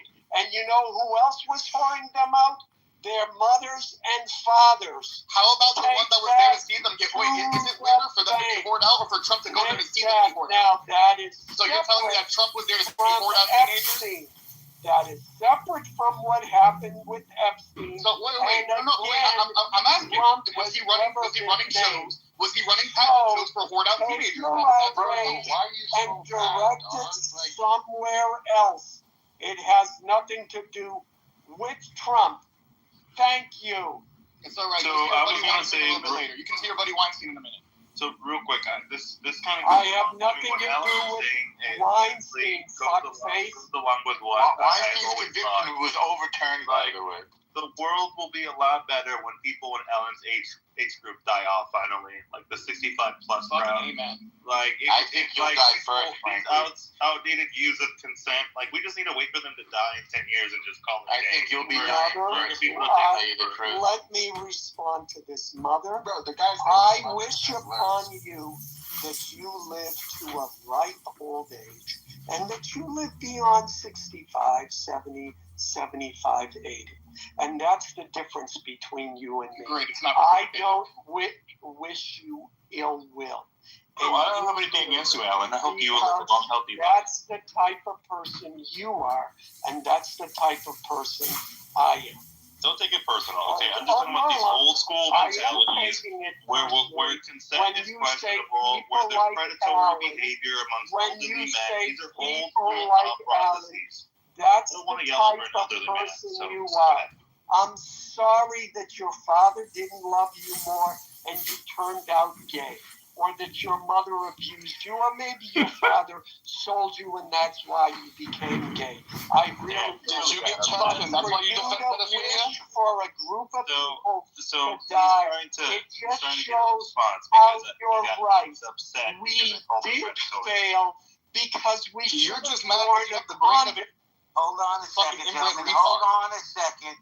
I don't know why we're not attacking the point and we're attacking the person. A little bit. Thank you. Sure. I was just gonna say, Alan, if you're mad because I say older school people or older people have poor predatory tendencies, that's a personal problem. This is not a personal attack against you. You getting riled up and going down this tangent about me being a fag is so weird because it just shows that it obviously upset you. And that I'm sorry. Like, I didn't mean to upset you. I'm just talking about these mentalities where it's okay for someone to be predatory. Well, I'd like to answer your question, Pepe.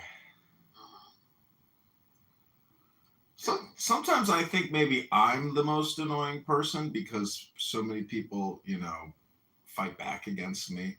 They clip my accounts. I've had, over 30 accounts clipped. You've probably had equal number of accounts clipped, if not even more. I'm going to submit that Slippers is probably one of the most annoying speakers on this app, but also because he takes that extra step to spend all his time trying to get your accounts clipped. So I would submit him as a top runner, maybe top 5.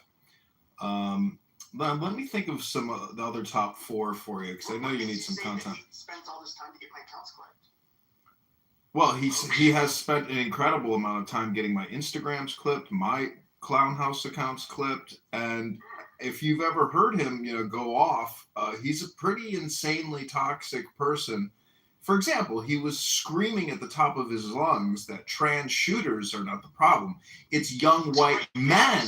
Yeah, it's young white men. That % of all shootings. And I said, post the receipt. Let's see the link to see that data. He posted a paywall. We finally get the real numbers. And guess what? It's only 50% of shooters who are white. And there's a lot more data than that they're suicidal, that they have a history of violence, and that their average median age is 34. So, there's just a lot of screamers on this app who want attention. They wear slippers. They think they slide around on the ground like their shit don't stink. But the truth is, they're the most annoying people on this app. I can agree. I mean, I can think of many people. My name's Monica. There was, I was in a space earlier and some women were joking about it. Like, what is it like having sex with her?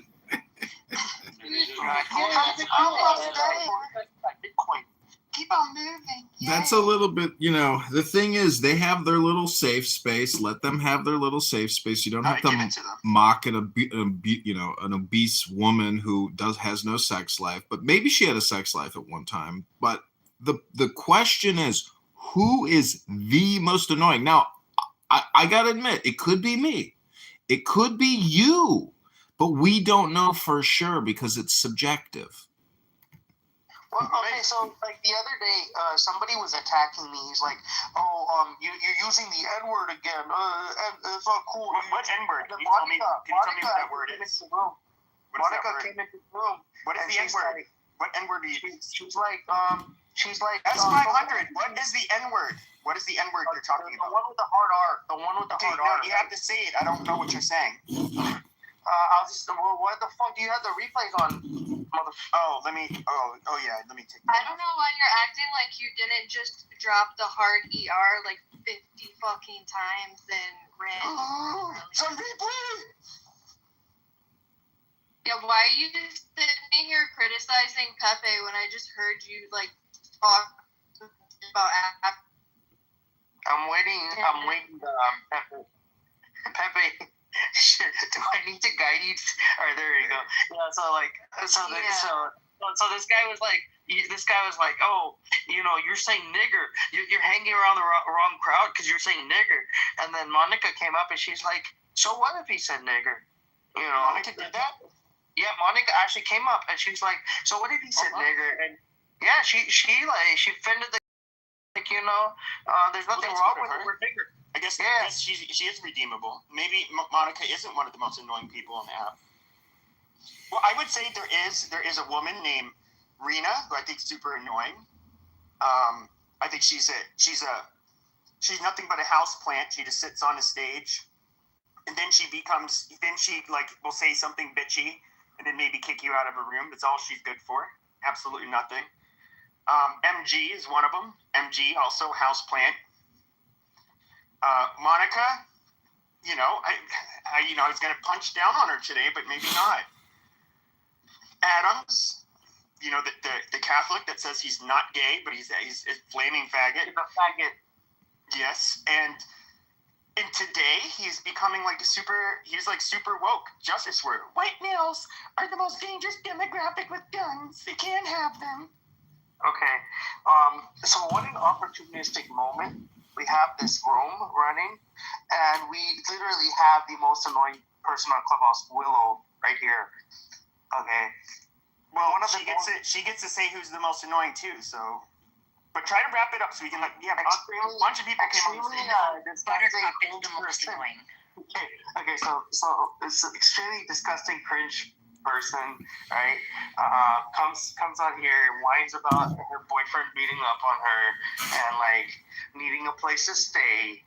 And then somebody I know on Clubhouse actually offered her money. She's like, hey, take this. And then she blocked me 5 minutes later. So she totally was just. Yeah, she's like, buy yourself a motel room. I'm sorry, your boyfriend's beating up on you, right? And then this girl Willow, what she does. She starts a room about this person the next day, and what a bitch this person is. Well, you didn't start the room. Okay, you didn't start the room. Okay, guys, this isn't the room that we're going to start drama. Hi, Nikki. Who would you say is the most annoying person on this app? Well, yes, I absolutely concur about Rena. It's not even that she's the most annoying. She's just useless. There's no purpose to her being on this app. Because in any room she's in and gets modded, she plays Little Miss Helpless fucking ugly bird. And then you have other people that have to be Captain Save-A-Ho. And yeah. And then there's Buttercup. Buttercup is the new annoying. I just want to break that fucking girl's neck. If any of y'all know Buttercup, oh, good lord. You just don't understand. We've all been lied to about Zionism. It's the Zionist narrative, which is a lie. You've been fooled, Nikki. We can't live with this. This is terrorism. We're the baddies. Amazing. Josh, I saw you were about to say something. Yeah, I was going to say, why don't you like Buttercup? Because she doesn't agree with your Jewish narrative? Your version of your Jewish narrative? No, because she's not intelligent. She cannot carry on a conversation. She cannot answer a straight question. I could go on. She seems to know the Torah and Tanakh. She seems to know the Torah and Tanakh much better than everyone in Baby's room. It's not about that. She can't stay on fucking point. She can't answer questions. She starts crying about how everybody's ganging up on her. When she's a mod in rooms, I don't know why anybody mods her. She throws everybody down to the audience. She's fucked. She's fucked. She can have her views. About Palestinians either. She only cares about herself. She can have her own views. Her views are her views. Herself in every room. Everybody's entitled to their own opinion, regardless of what my opinion is, whether we agree or don't agree. Everybody's entitled to their own opinion. She's an idiot. So, Yael, I am the most annoying on Clubhouse. Danny, I don't want to say anything. I don't think you're annoying. I just think maybe a little on the spectrum, but that makes you kind of charming in a way, so I don't consider you annoying. I think Shuki is one of the most annoying people on this app. Oh, come on. Sophie's got great content. Willow would be the one to say that. Willow would be the one to say that. Go ahead, Willow. You see, there's Hold on, different. this is my room. Like, holy shit. There's different So, types yeah, of Who do you annoying. think is the most annoying person in this on Clubhouse? Like personally or collectively? Because there's certain people whose voice just triggers me. I don't know what it is. Like I have ADHD, and some people's voices just make me want to like fucking blow my brains out. Put a name on it. Who's somebody of that? The Ducati trash bag, your friend, that like dry sarcasm thing makes me want to blow my fucking brains out. I can't handle it. But then I would also say there's a special category for the restricted and the Mikaels who never shut the fuck up and are just like, you're just like, what the fuck is wrong with this person? There's a category for them too. Oh yeah, he's a very nice guy. He's in the room, but he's very cool. Like when we're talking about like Israel and Palestine, he's actually kind of cool. I know, but I'm Jewish, so he can't talk to me about anything other than Israel or that. I don't know. He's just obsessed. It's weird. So there's a category for those as well. I don't know. I just make shit up, and I don't know. I'm just inconsistent. I can't really engage in any discussion on an intellectual level, so I lose my cool and I start talking shit about everybody. I get it. Got it. Yeah, but then when you start acting like you take it up the ass, then it's a different level of annoyance. Okay, hold on. That seems like a projection right there. Yeah, okay, I understand the Indians and the Zayos, the evil Zayos, they team up against the Muzzies, and we can't, I don't want this to be one of those places. Why bring in the Indians? That's 500. I'm Fijian, but yeah. Oh, Fijian. I was like, is that why you brought it up? I was like, wondering if he's Indian. No, same shit. Wrong place. That's literally the same shit. Well, Mikhail, who do you think is the most annoying person on Clubhouse? Norm. Norm is the most annoying person to debate with. I actually cringe, not even because I'll necessarily disagree with them, but like you'll have I have to moderate him, and it's just like I'll try to mute. I'm like Norm, I'll let you speak after him. Norm, he gets on. It's kind of masochistic though to engage with people that you find so irritating. Like at some point you have to look at yourself and be like, the fuck is wrong with me? Because I had to do this too, because I was like, why am I talking to these people that I find so unlikable? And then I was like, there's something wrong with me. It's not that. No, it's because you find it entertaining. It's not entertaining. No, yeah, Al, I heard you, I think I heard you say I'm one of those weird people too that would like watching like people popping pimples and shit. And for me, it's like I have like OCD and ADHD.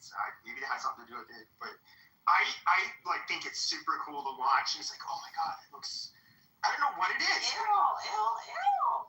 I know. Why? That's what my ex would say. She'd be like, oh my god, that's disgusting. Why would you watch this? And I would propose one person, John Kitover, because he records and live streams. That I think is the most annoying aspect, because he will go into rooms that are not dedicated to replays, and so he is pushing the Rooms aren't dedicated to replays, Dismal. his own state. Let her finish. Do you know what Dismal he did say when he came in? He did admit that he was likely going to be one of the people that people would find the most unpopular on Clubhouse. Yeah, I think he and then I would add, I don't know if he's in here, so I feel like bad saying it, that Dr. Adams. Oh yeah. Dr. Adams. Yeah, he screams into the microphone in a way that is so annoying. I can't take it, especially in the morning. Like, big black bone bitch, fuck you. Like it's amazing. He does that. He sounds like a ratchet black woman, and he's like, yet he like mocks black women. And I actually thought he was a woman when I first met him. I didn't know he was a man. He's gay. He's gay.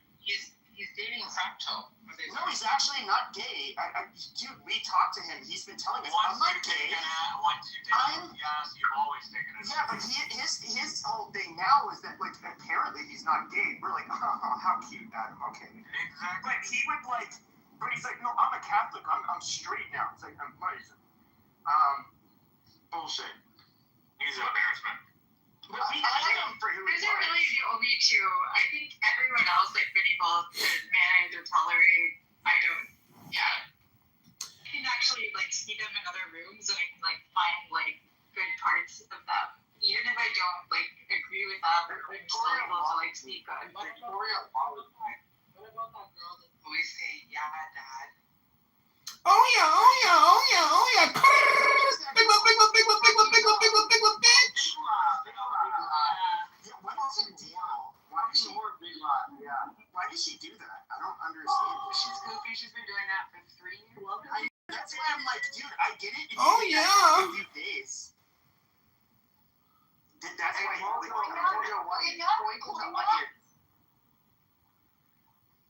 Big one, big one, big one, big one, big one, big one, big one, bitch. Free Tory.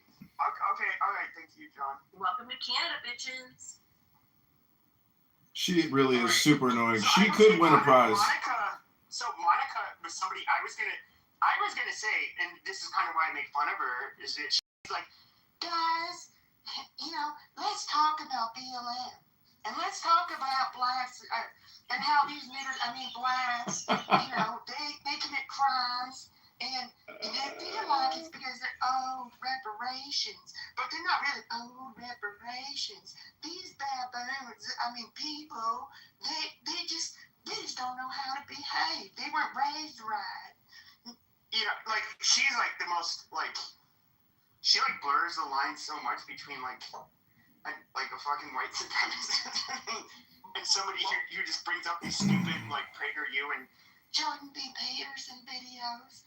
And to me, I always thought it was super funny. It's like, dude, just come around the fence with it, bitch. Just say it how you mean it. Let's admit that the reason why it's so annoying is because it's such a waste of your time to even listen to it. It makes it extra annoying. You're a waste of time. You come up on every stage pretty much, start fucking yapping in the You're projecting! Right. You're projecting! The most nail-cringing sound you could ever possibly conceive of. This guy will start blurting if you're in a room and just out loud. But he doesn't drop him to the stage. Good luck. If he's not, isn't paying attention, good luck, you're done. The room is done. Mikhail, he did admit to this, and he's somebody that I would have to drop. I don't think I've ever had a stage where I didn't drop him at least once. Why is a 50-year-old man continuously doing this childish, behavior? You sound like you have a horn on your nose, sir. Go get a rhinoplasty so you can sound normal, Mikhail. Again, he can't respond to the point. I have to say, I've seen pictures of Mikhail, and my nose is probably a little bit bigger than yours. John Kitover, and I'm not even a Jew, and so I'm probably better looking. Yeah, but I think Mikhail has a smaller. Just saying. It's not about the size of the nose. It's about the brain. How intelligent are you? Anytime, any day, bro. I've said this to you many times. Mikhail, you're in so many of my YouTube videos debating Norm nonstop. You're stupid. You're a waste of time. You're just as bad as Norm. Okay. Yeah, nope. You sand roosters are not going to destroy my fucking room over your tribal Middle Eastern bullshit. You're giving him a compliment. Nobody's got to destroy your room. You're going to get clipped in 5 minutes. You'll have to spend 20 minutes creating a new account. It does not matter what these people are. This is America. It's not our problem. In fact, I get it. It's not about that. I'm saying in general, in any discussion, if you think here's Pepe, there's some mods here, I'm sure they don't really. They're not on my side. And I'm pretty sure they can run an objective room. But this guy won't do it. He doesn't do it. No, Mikhail, I'll be honest with you. So if I had to choose between Willow and Mikhail on who to commit jihad on, I would commit jihad on Willow. I wouldn't commit jihad on Mikhail if I had to choose between the two. Okay, that's how it would go. Bro, you would be, look, honestly, fuck you, motherfucker. Fuck your country. I hope George Bush drops more bombs over your head. George Bush is not even. America's my country. And just because you have a personal grudge against me doesn't mean that I'm the most annoying. I was also just the idea of just I'm gonna drop bombs in your head. That's kind of dramatic. Yeah, quite frankly, I don't. You know what? There is every given day there are white Jews and flying Muslims that are. You want to be the most annoying? Are you like is this your? This is me trying to be annoying. Yes. You're campaigning to be the most annoying. Great.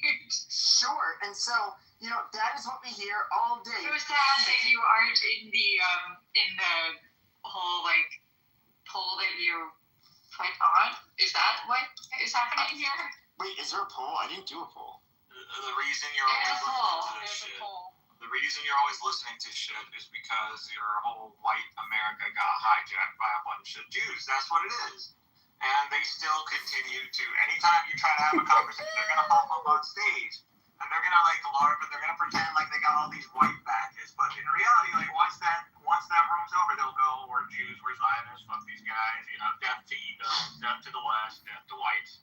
All right, Mikhail. I'd say one of the, what the two groups were the first two I encountered on Clubhouse were right-wing Clubhouse, which was kind of going through they were fighting a lot at that point, and then it was the Jews, which were also split in half because they hated each other. And then so that's kind of where a lot of them were from. I want to point out that I'm leading in the poll for being the most annoying person, and I'm not pointing, you big stupid dummies. Even though I'm on TV and I'm a model, I'm famous, you stupid dummies. And the fact that all these people in all these rooms think that a white guy who's actually a faggot pretending to be a black woman is me, that's ridiculous. Ridiculous. It's as ridiculous as Dr. Articulate. Dr. Articulate point. So, you know what? Dr. Articulate and maybe Concrete are the two most annoying black men on this app. I can just say that. Dr. Articulate. No, he is a shit stirrer. That's all he is. You're talking about Point, right? No, I'm talking about Dr. Articulate. No, you big stupid dummy. We're talking about Dr. Articulate, not Point. You big stupid dummy. Okay, Jack, Mojo. Responsible. Dr. Responsible. So Dr. Articulate is somebody who will go up on your stage and he gets kicked. It doesn't matter if it's pro-black, left wing, right wing. Doesn't matter. He likes to go up, be a protagonist, or often an antagonist, and he basically he'll center himself. He just nonstop. He's a super annoying fucking troll, and he's not even entertaining. And he just insults whoever's in that room. I think the whole app thinks he's annoying. I can't stand it. And Concrete, a fucking baboon. He's always you can hear his high cholesterol in his voice. He just sounds disgusting. Mojo, do your Concrete impression. Well, I'm going to think about one word, and then I'm going to think about the next word and string them together very slowly. You guys are stupid. You guys are dummies.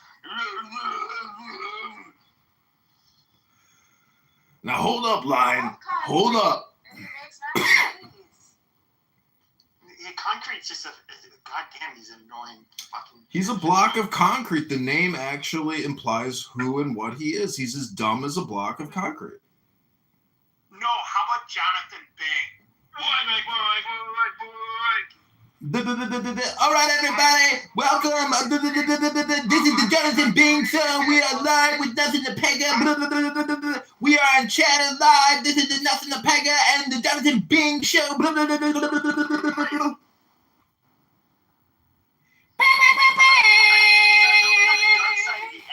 That's where we can really start getting into it because I don't go into those spaces anymore.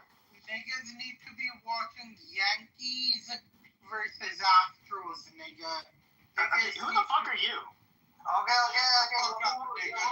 Like Jesus Christ, why is this fucking Curry shitting Jeep coming on this stage and just nigga.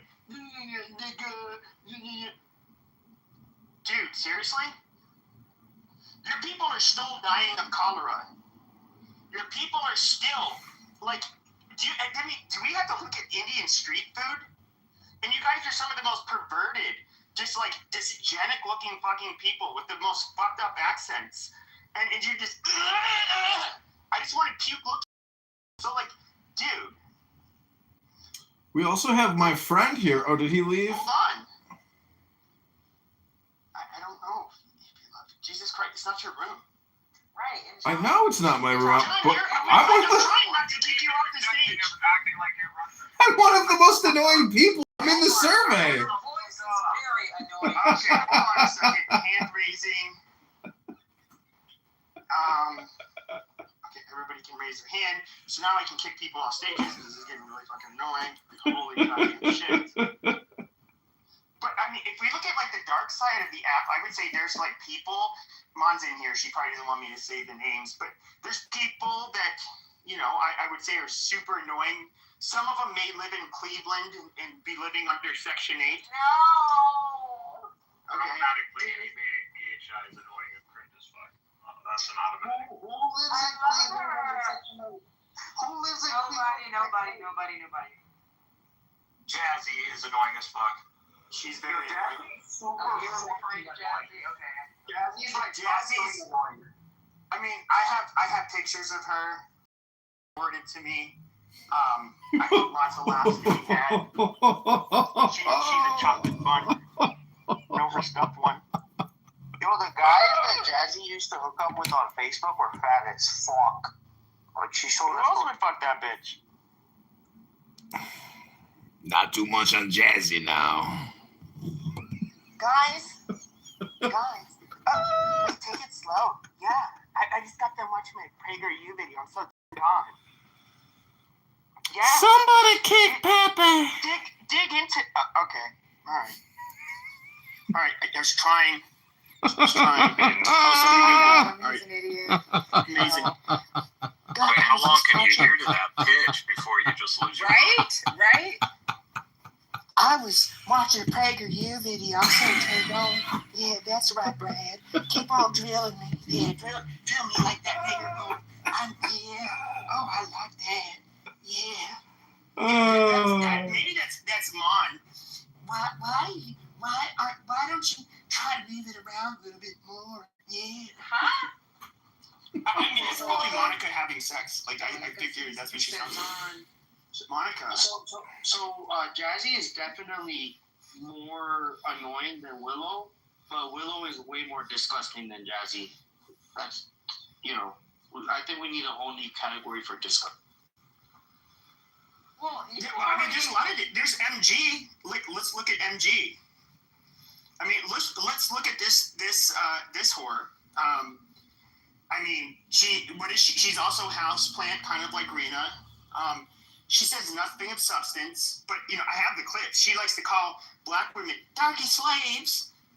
Darkest slave. Yeah, but I have clips. Ethiopian. But hold on. And she's not European. She's like Ethiopian. She's like, oh my God, we're the prettiest. No, you're not. You guys are still 5-headed, disgusting-looking creatures. I'm just being honest. Like, diseased people. Like, I mean, fuck. I've never seen a buff like Somal or Ethiopian, and I've never seen like an Ethiopian with a shapely body. They just look gross. Well, they haven't seen a lot of Ethiopians, though. I have, unfortunately. I mean, sure, in America they might get fat. Like, they don't fill out like West Africans in America. But no, Ethiopians are pretty diverse. They're pretty big, man. They can be pretty tall. And they're not diverse in the forehead. They're not saying there's in the fiber. So, yeah, I don't know, but like all she does is just like cheerlead from the sidelines, and she has like 6, 7, 8, fucking filters on her pictures, and to make herself look. What's really weird is she tries to make herself look way whiter than she actually is. I know what she looks like. Yeah, there's no diversity. And there's people that there's people. Episode where he got shot and was brought to the hospital. I can't remember the actor's name, but no, Kevin Spacey was not. People, and I was like, I haven't seen Wata in a while. Well, here I am, brother. Well, there he is in the flesh. Live and direct. Live on a phone. There you go. All right, hey, Jay and Mojo, you got 5 seconds to get up here.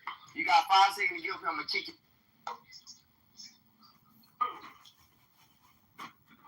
Fucking rain delay. Okay, Jay. Oh yeah, I thought so. Yeah. You got 5 seconds to unmute your mic and say why the fuck you want me to kick you. Gonna kick me out of your motherfucking room, Tony. Sure is, bitch ass nigga. Now you wanna talk, pussy? You was down there for 5 minutes doing what? I'm down there for 5 seconds, Tony. 5 motherfucking seconds. You were down there playing with that click. Fuck your bitch ass nigga. You's a hoe. Sheesh. Shit, I didn't know. The usual. Where did everybody go? Tony packing people. Yeah, the usual. The usual. Planning them to go pack and sending them off.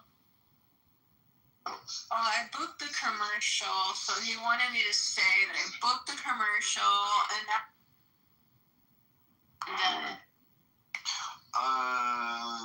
Hour and 30 minutes. One of my good friends that I grew up with lived in Athens. He's a musician, and It's a college town. He lived in the house that the B-52s lived in. Oh, that's cool. They have they put a sidewalk in. They all put their handprints in the sidewalk, and he lived in their house. And he's a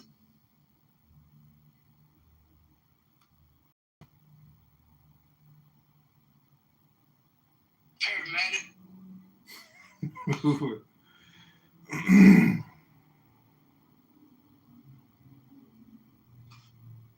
God made me Indian, I'll fucking kill myself. I get reparations. You don't get reparations. That is from what?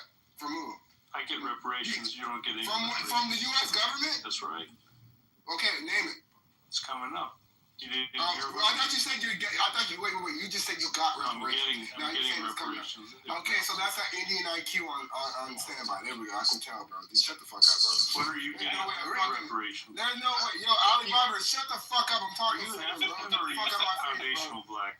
Foundational black American bitch. You know what time it is. Yeah, you know what the fuck time it is. Yeah, okay, cool. It's never happening. I don't give a fuck. I make something for myself, bitch. Like what? Yeah, the fuck. So now that you. If you want to. Well, I'm just saying, according to the Asian Medical Association.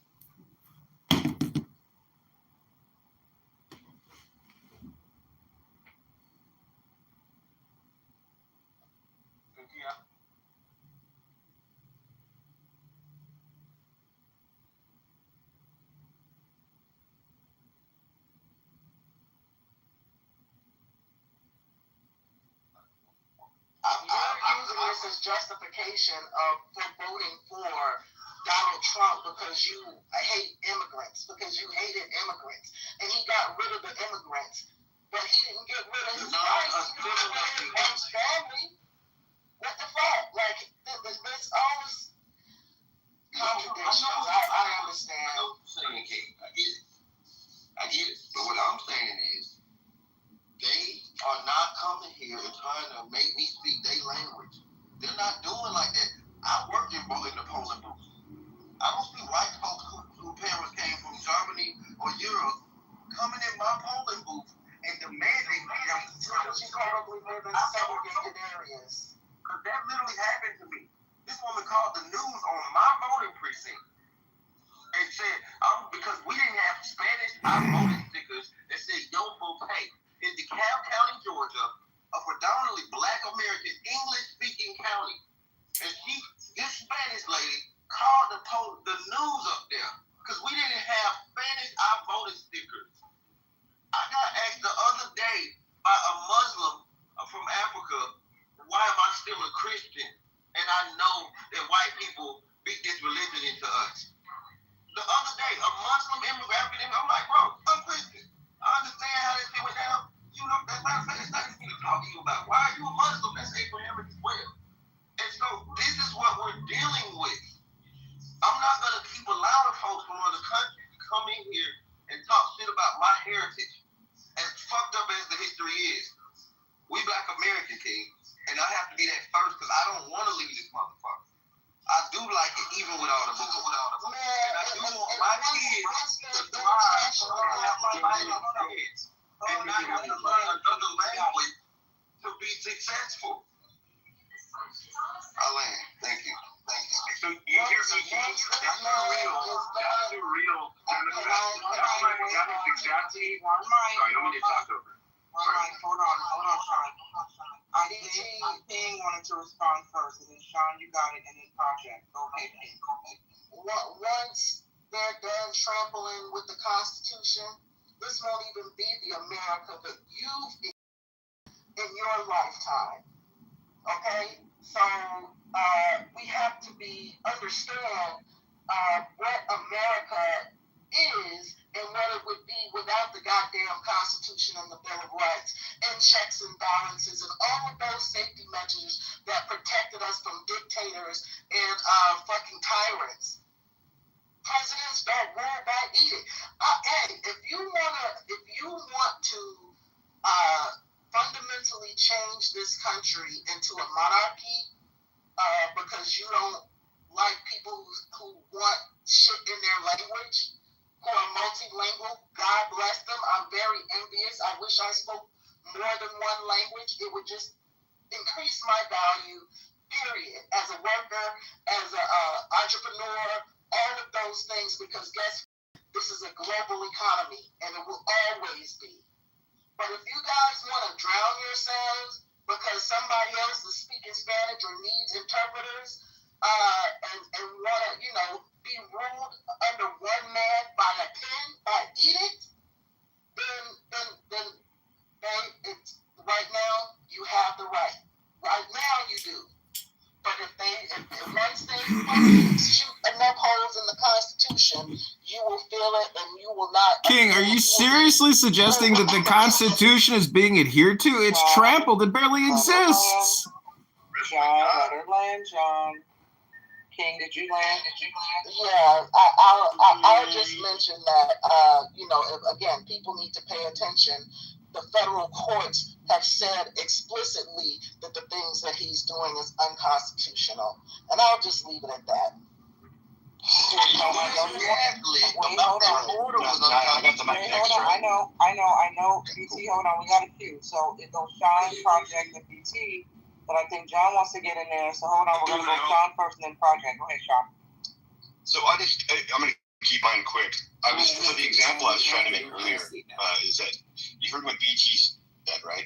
He's a Democratic voter. And he said, and he's voting for what the better choice is. And I'm not saying the better choice is best. Maybe not good at all, but it's choosing one over the other. Surprisingly enough, you might not know, but I was a straight ticket Democratic voter since '96 when I was able to vote for Bill Clinton when I was 18 years old. And I voted straight ticket Democrat, vote all the way up to Trump's first election, second and third. The reason for that? Because I was tired of the Democratic Party promising things, and instead they put the money in their own pocketbooks, and that's what they were doing. They were not being transparent. They would say things that sounded great. I loved everything the Democratic Party has to say and stand for. And if they stand for what they say, I'll go back to Democrat all day long. But so I just trying to explain, we need to find middle ground as Americans, because what I was frustrated with was just hearing such an extreme side. And you know what? You have the extreme MAGA, you have the extreme left MAGAs. I mean, whatever you want to call that, leftists, liberals, whatever you want to call that. There's the extremes on both sides, and we need to find our middle ground together. And I really appreciated what BT said, because I literally agree with everything BT was saying. And he's a Democrat. And currently I'm registered. I changed my registration to Republican, 9 years ago now. So, I just wanted to share that. That was kind of the point I was trying to make earlier. I apologize for raising my voice and didn't mean any offense. I just trying to make a point that I just wish people could. This is why we have conversations here, and I appreciate the stage, and thank you, everyone. I appreciate you all. Thank you. Hey, Sean, real quick, bro. Question. I hear what you said. Democrats having their own self-interest, and now you reformed and changed your registration to Republican. Listen, as you know, I've been a registered Republican, since I started to vote. So,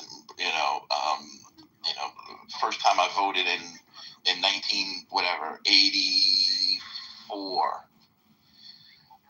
I've been registered. Now, I'm not loyal to any party. I vote my conscience. I voted for Democrats. I voted for Republicans. I voted for Independents. I never voted party line.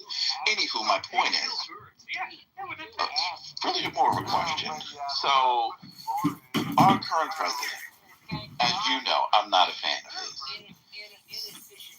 He utilizes, in my humble opinion, just based on the facts and the evidence and the history, he uses the office of the presidency of the United States to perpetuate his own selfish, his own self-business interests.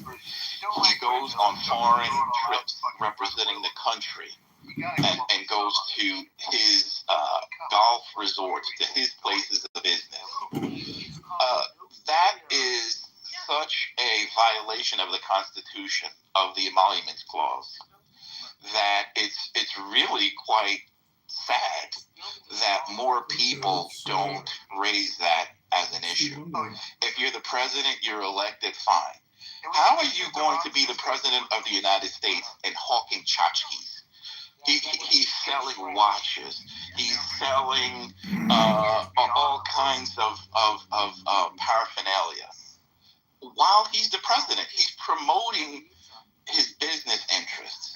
That is really a sad state of affairs for me.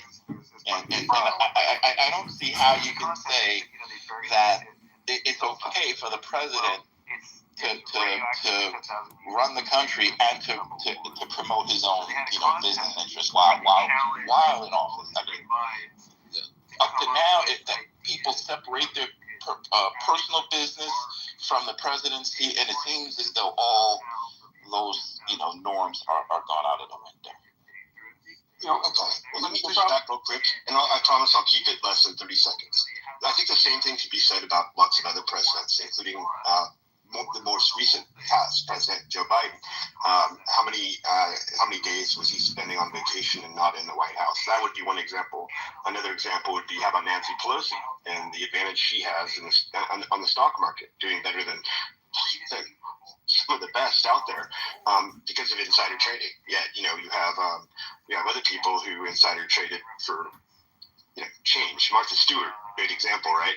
When she spent some bit of time. We totally agree that Congress shouldn't be trading stocks. I agree with you on that. Yeah, totally. So, you get the argument from me, my friend. Yeah, no, and I agree with you. No, I definitely see now. I was way more left than I definitely was much more of a straight ticket Democratic voter.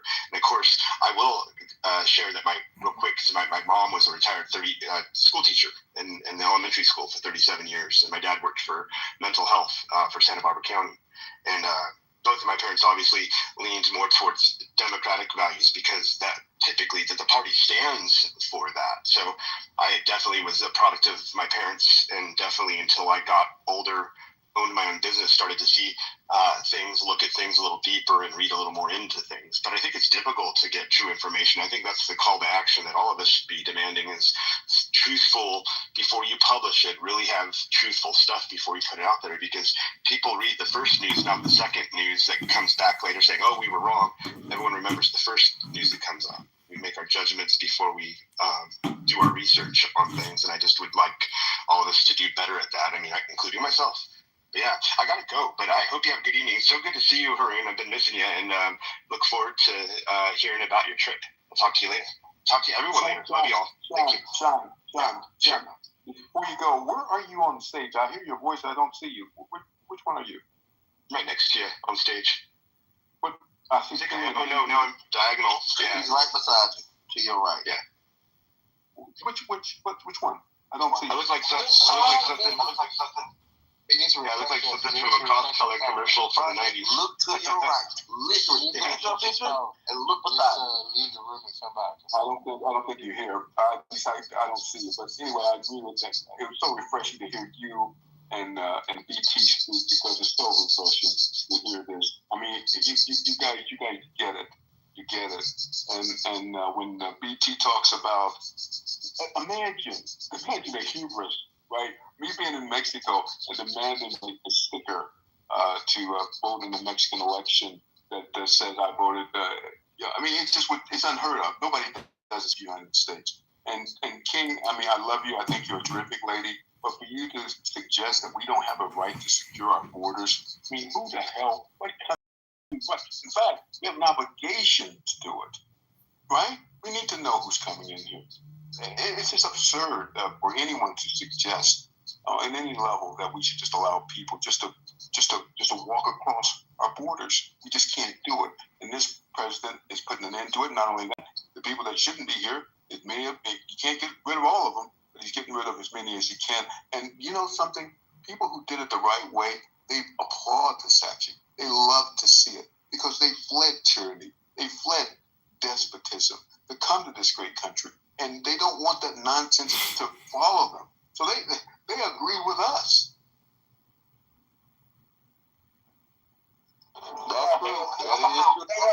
They agreed with you until they started snatching their kids out from school. True. So we are not simple thinkers. And I never said anything about open borders. I never said that. You alluded to it. No, I'm saying that hate. What I know is that hate is a powerful motivator. Hate for other people.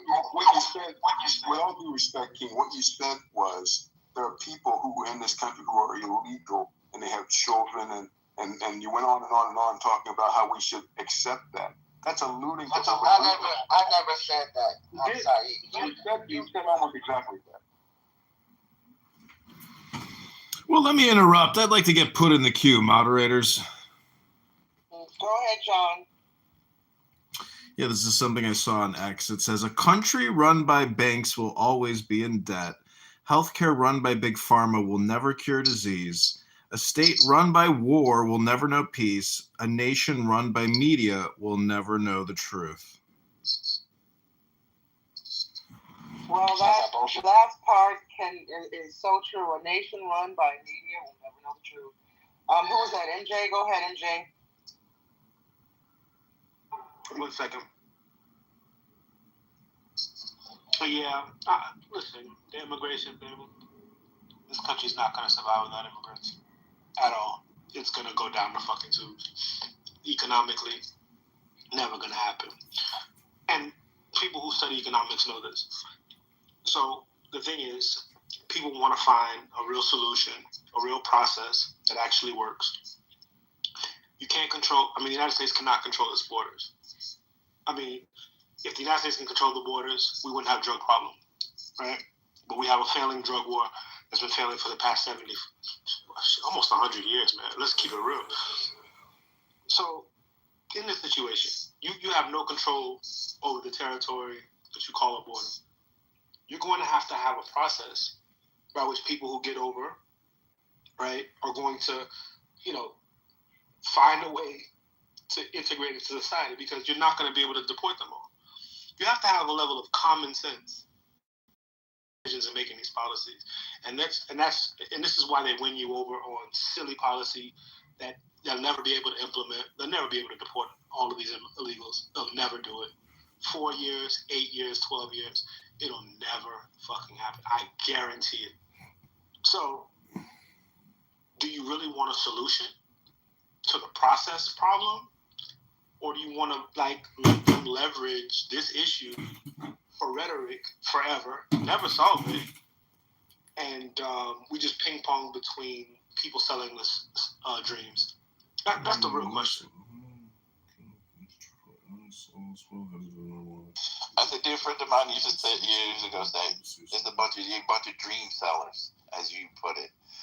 They're selling the dream of eliminating illegal, unauthorized entry and illegal immigration. Listen, any sane person would say, of course, the borders need to be secure. Of course, we need to interdict drugs and stop drugs, from porous borders. That goes without saying, and we'll say it. Just to be clear, And at the same time, there is a process for legal immigration, and it needs to be revised. And we do have laws that say people have a right to present themselves at the border and to seek asylum. And then there's a process to make a determination whether or not their claim is valid or invalid. But to shut down the whole process, I think it doesn't serve, in my humble view, the best interest of this country. It's not because we are a nation of immigrants. It's a non-solution. So if somebody's presenting you a non-solution and you're going for it because it makes you feel good, it's very different than somebody actually solving for the problem of undocumented people in the country. But politicians don't want to solve it. That's kind of the point. Either I'm mishearing. That's what I'm hearing you say. You may not be saying that. I may be misinterpreting. Correct me if I'm wrong. Exactly what I'm saying. That's exactly what I'm saying. So they don't want to solve the problem because just like pharmaceutical companies, they don't want to solve disease. They don't want to solve addiction. They don't want to solve that problem because the profit is in the comeback, as they say. You come back for more. If you solve it, then that's the end of it. Now you go on and move to something else. Budget allocation if addiction goes away tomorrow. Let's talk Turkey.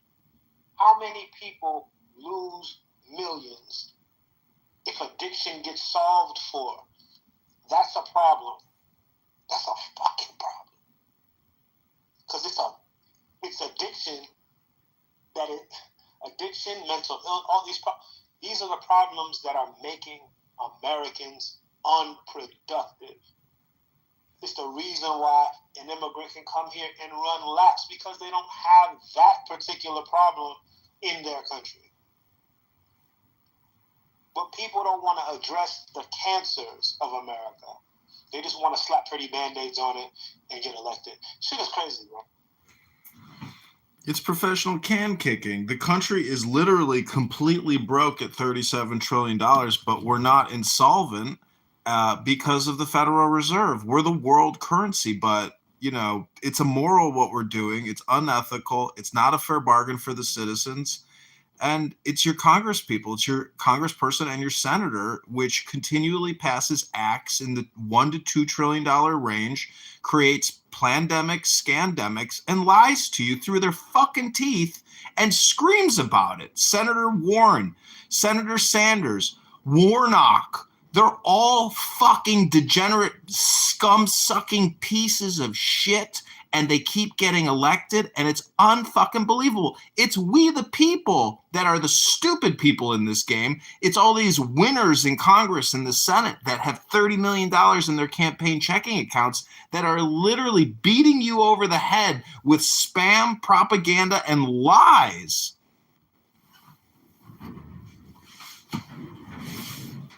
Thank you, John. Double Agent, I saw you coming off the mic. Were you trying to say something?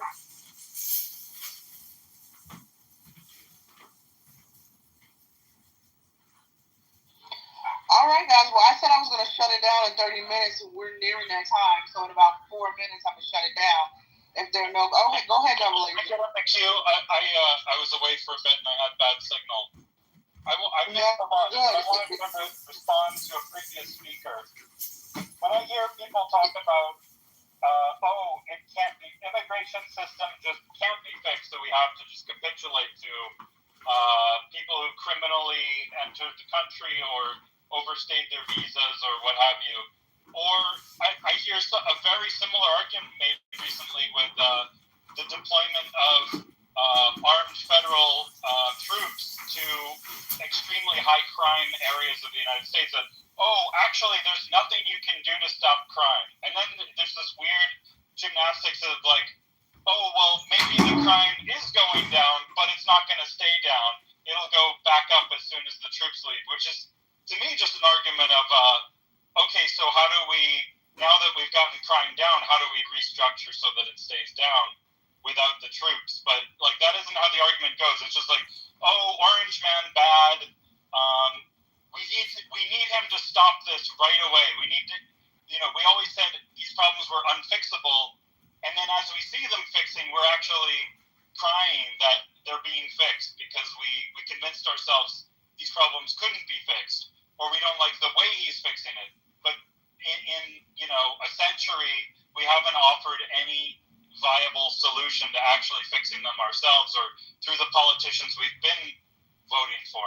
So I don't know. People need to figure this shit out, but I've traveled all around the world. I've been to places that are much worse than the United States, and I've been to places that are much better than the United States. And I can tell you, it is possible for the United States to be a much better place as far as crime, as far as health, and as far as someone mentioned, productivity.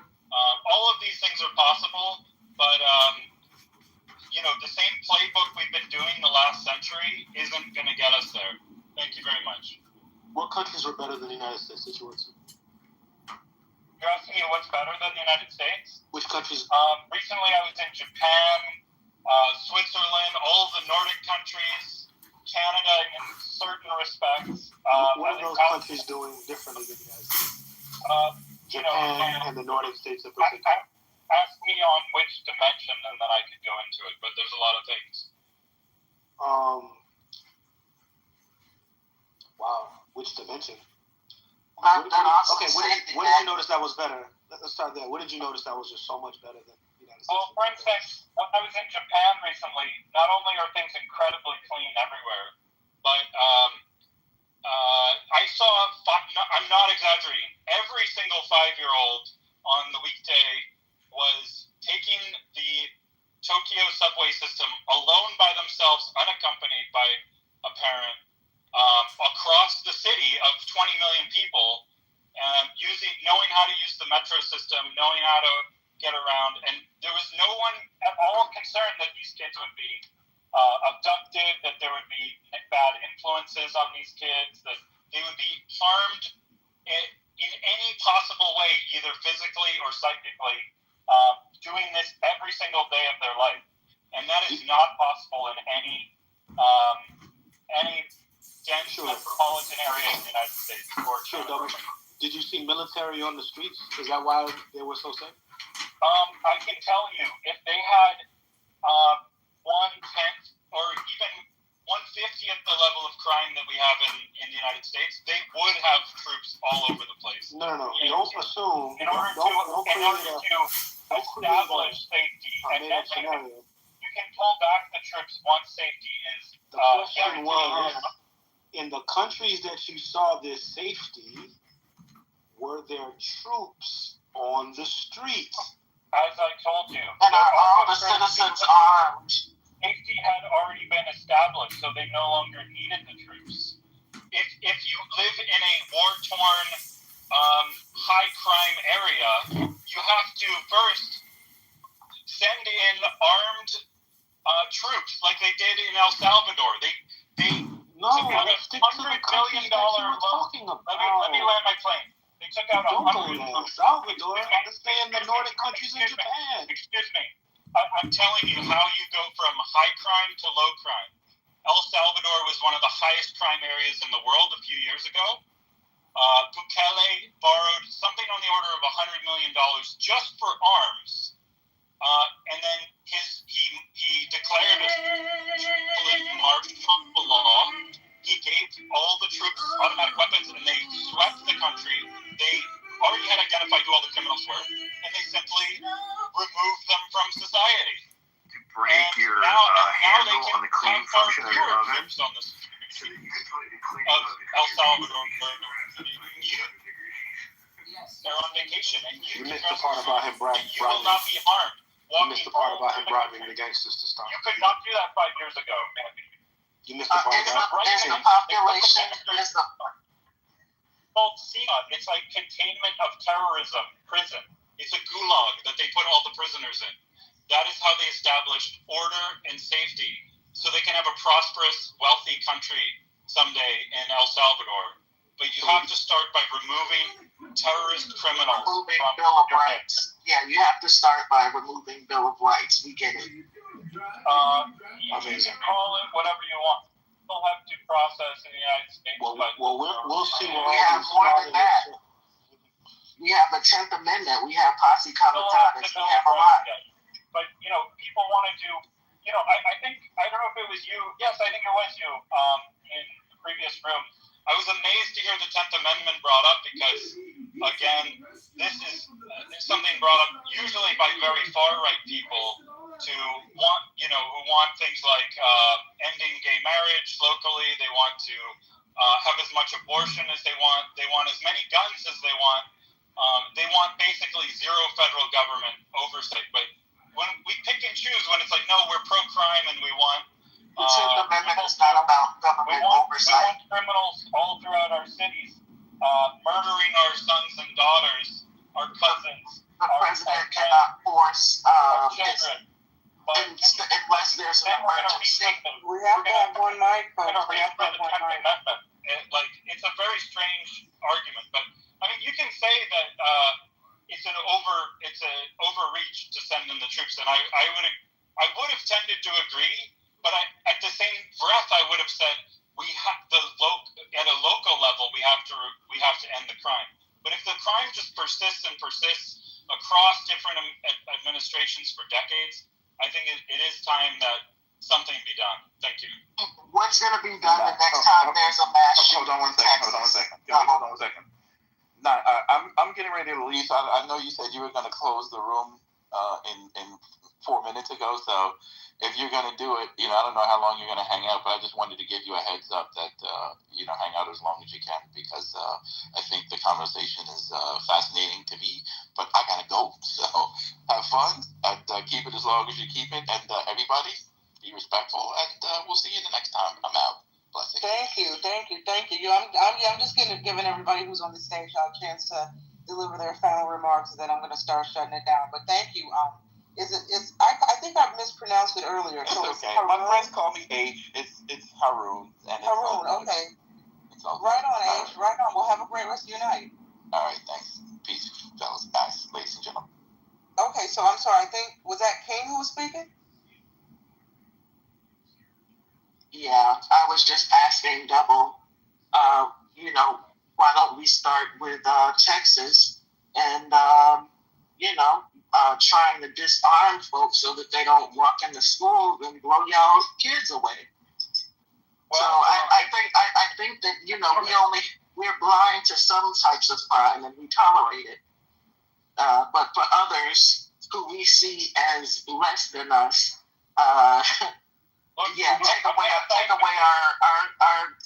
our Bill of Rights. Don't fucking tread on us either, King, if I would be happy to support putting armed federal troops in all of the schools in Texas in exchange for, dramatically reducing the crime all throughout the city. I want what I saw in Japan. And I'd be happy to, honestly, I would certainly feel better sending my kid, especially to a public school in America, although these shootings are happening, and there's crazy white people usually, insane white men. And the Japanese are armed, Double. They're not an armed society like we are. Look, I'm not a 2A person, to be honest, but the 2A, just like the 10th Amendment is there, the Second Amendment is already there. Like that's a tough battle to fight. But I think even without changing the Constitution, it's possible to make it a safe country, or at least a significantly safer country. And we have to monitor these lunatic shooters of all varieties, no matter what part of the country they come from or what motivates them. We need to monitor them. We need to make any targets they would have hardened targets. When Sandy Hook happened, do you think that Obama should have sent the guard, regardless to whether or not the governor wanted him to or not, to protect the kids? In retrospect, I would not have questioned the president on that. Who knows what I would have said at the time if I heard some propaganda on TV and, he's violating the whatever clause. But I think it seems like the Supreme Court these days is backing the president's deployment of troops domestically. And if I can go back in time, I would tell Barack Obama, like, hey, why don't we put some troops in every school in America?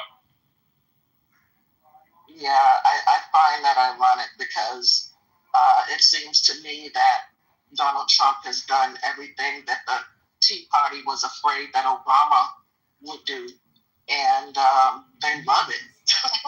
So, we know what would happen.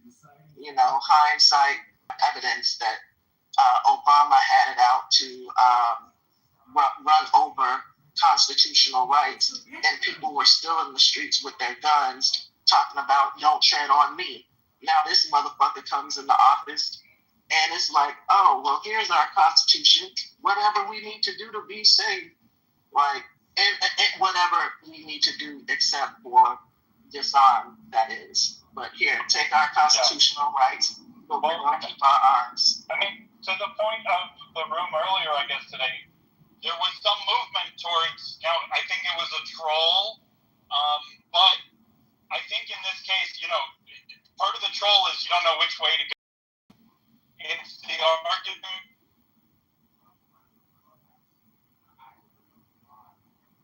Did you record all those pizza rooms and put them on YouTube or other platforms? Oh my God, you could have had a huge YouTube business after all those pizza rooms. Is he in the Matrix or is it just me? He's in the Matrix. Okay, yeah, Double Agent, you're in the Matrix. Well, anyway, I guess on that note, we'll just start shutting it down. I was supposed to shut it down like 10 minutes ago. Sorry, Agent, you were in the Matrix. Are you back? Because I'll, you can land if you want. But if not, yeah. All right, ladies and gentlemen, well, it's been a blast. Some of the white shooters in red states by going along with this thing, but by resisting it, that's falling in the trap of like, okay, well, now you're defending gun rights. I guess we'll never change the gun rights then. Right on, Double. You were a little bit in the Matrix, but I think we got the gist of it. Hopefully. Community conversations and collaboration. This is JB's new house. So if you have a pink ticket, cash in the pink ticket. And he usually opens up rooms every day, morning and then evening, sort of evening, late night, depending on where you are. So I'm about to shut it down. Thank you for joining us today. And we will see y'all tomorrow. No, you can relaunch it, and try to reconnect with the primaries and grow it in a couple weeks probably. But that's the problem with people coming here to just have these dopamine conversations. Today, I had like a revelation. God, I'm totally wasting my time even listening to these people. I have to read a book. So I read a book and then I felt much better. I was like, it's really what you're choosing to do, whether it's productive or unproductive.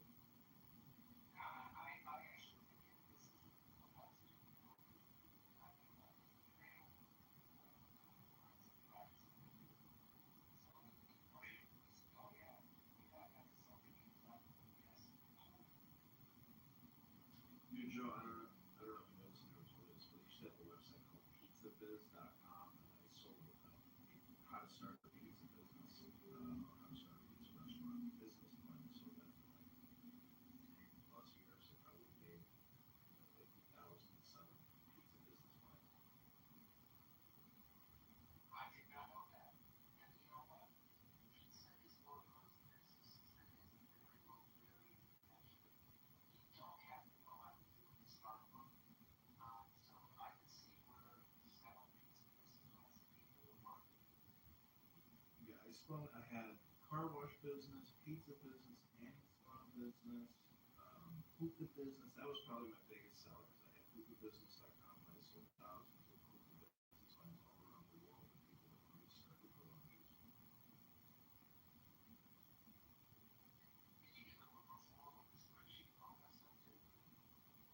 It was really rudimentary. It was a PDF, and I basically bought business plan books and then just typed up this giant PDF. I don't know, I just kept adding things to it over the years. And basically, it was the same business plan, but modified for the specific business, like the pizza, car wash.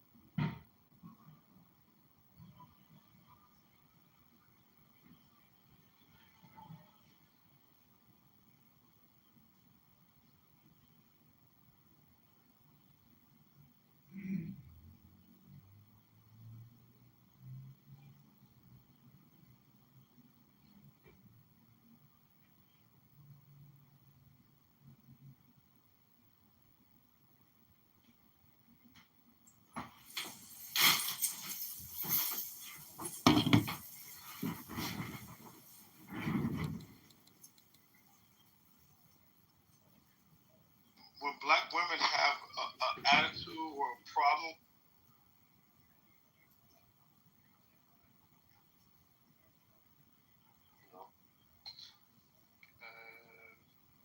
bigger balls from other companies that have happened over the course as they have increased these vaccines. and have all the autoimmune disorders.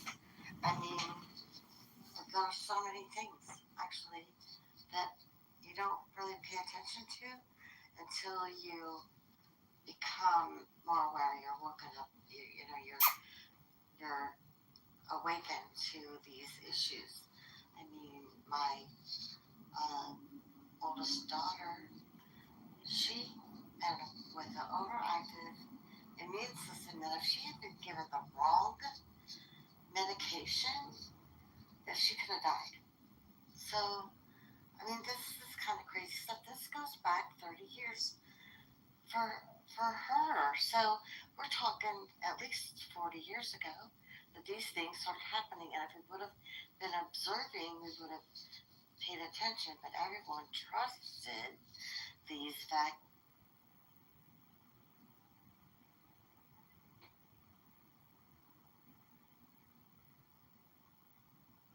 to their own children. I think a black woman's superpower is her tenacity.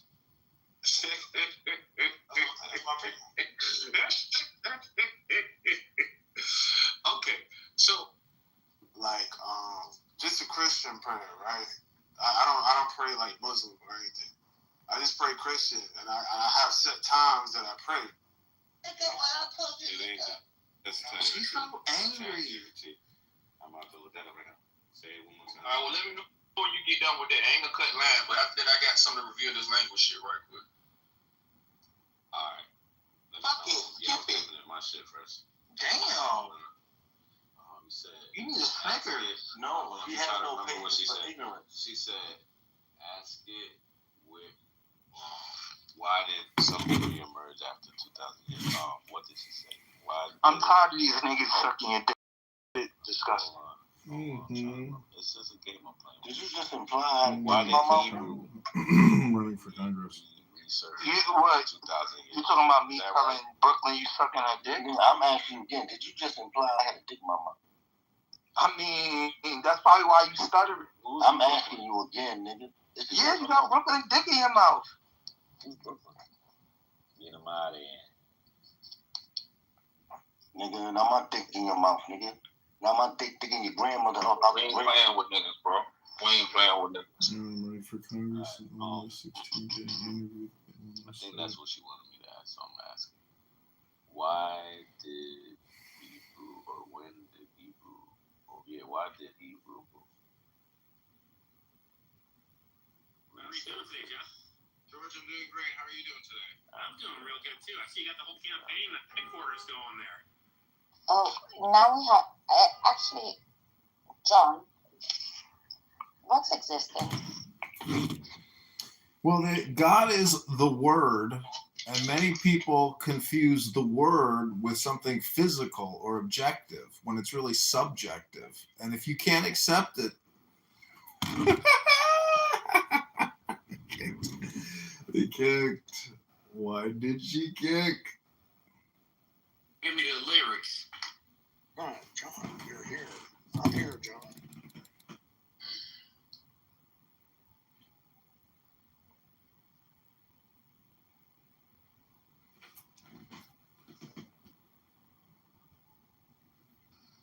Hey, Aaron, how you doing? Welcome. I've been reading that little blue book in my PTR. I read it for about an hour and 30 minutes. I was listening to people on Clubhouse this morning, and I said, I had like a revelation. I was like, I can't believe I'm wasting my time listening to these people. Yeah, when you could be reading something that can change your life. Exactly. You have to force it. You cannot just be passive. You have to be active in terms of communication. Well, life is complicated. Control way.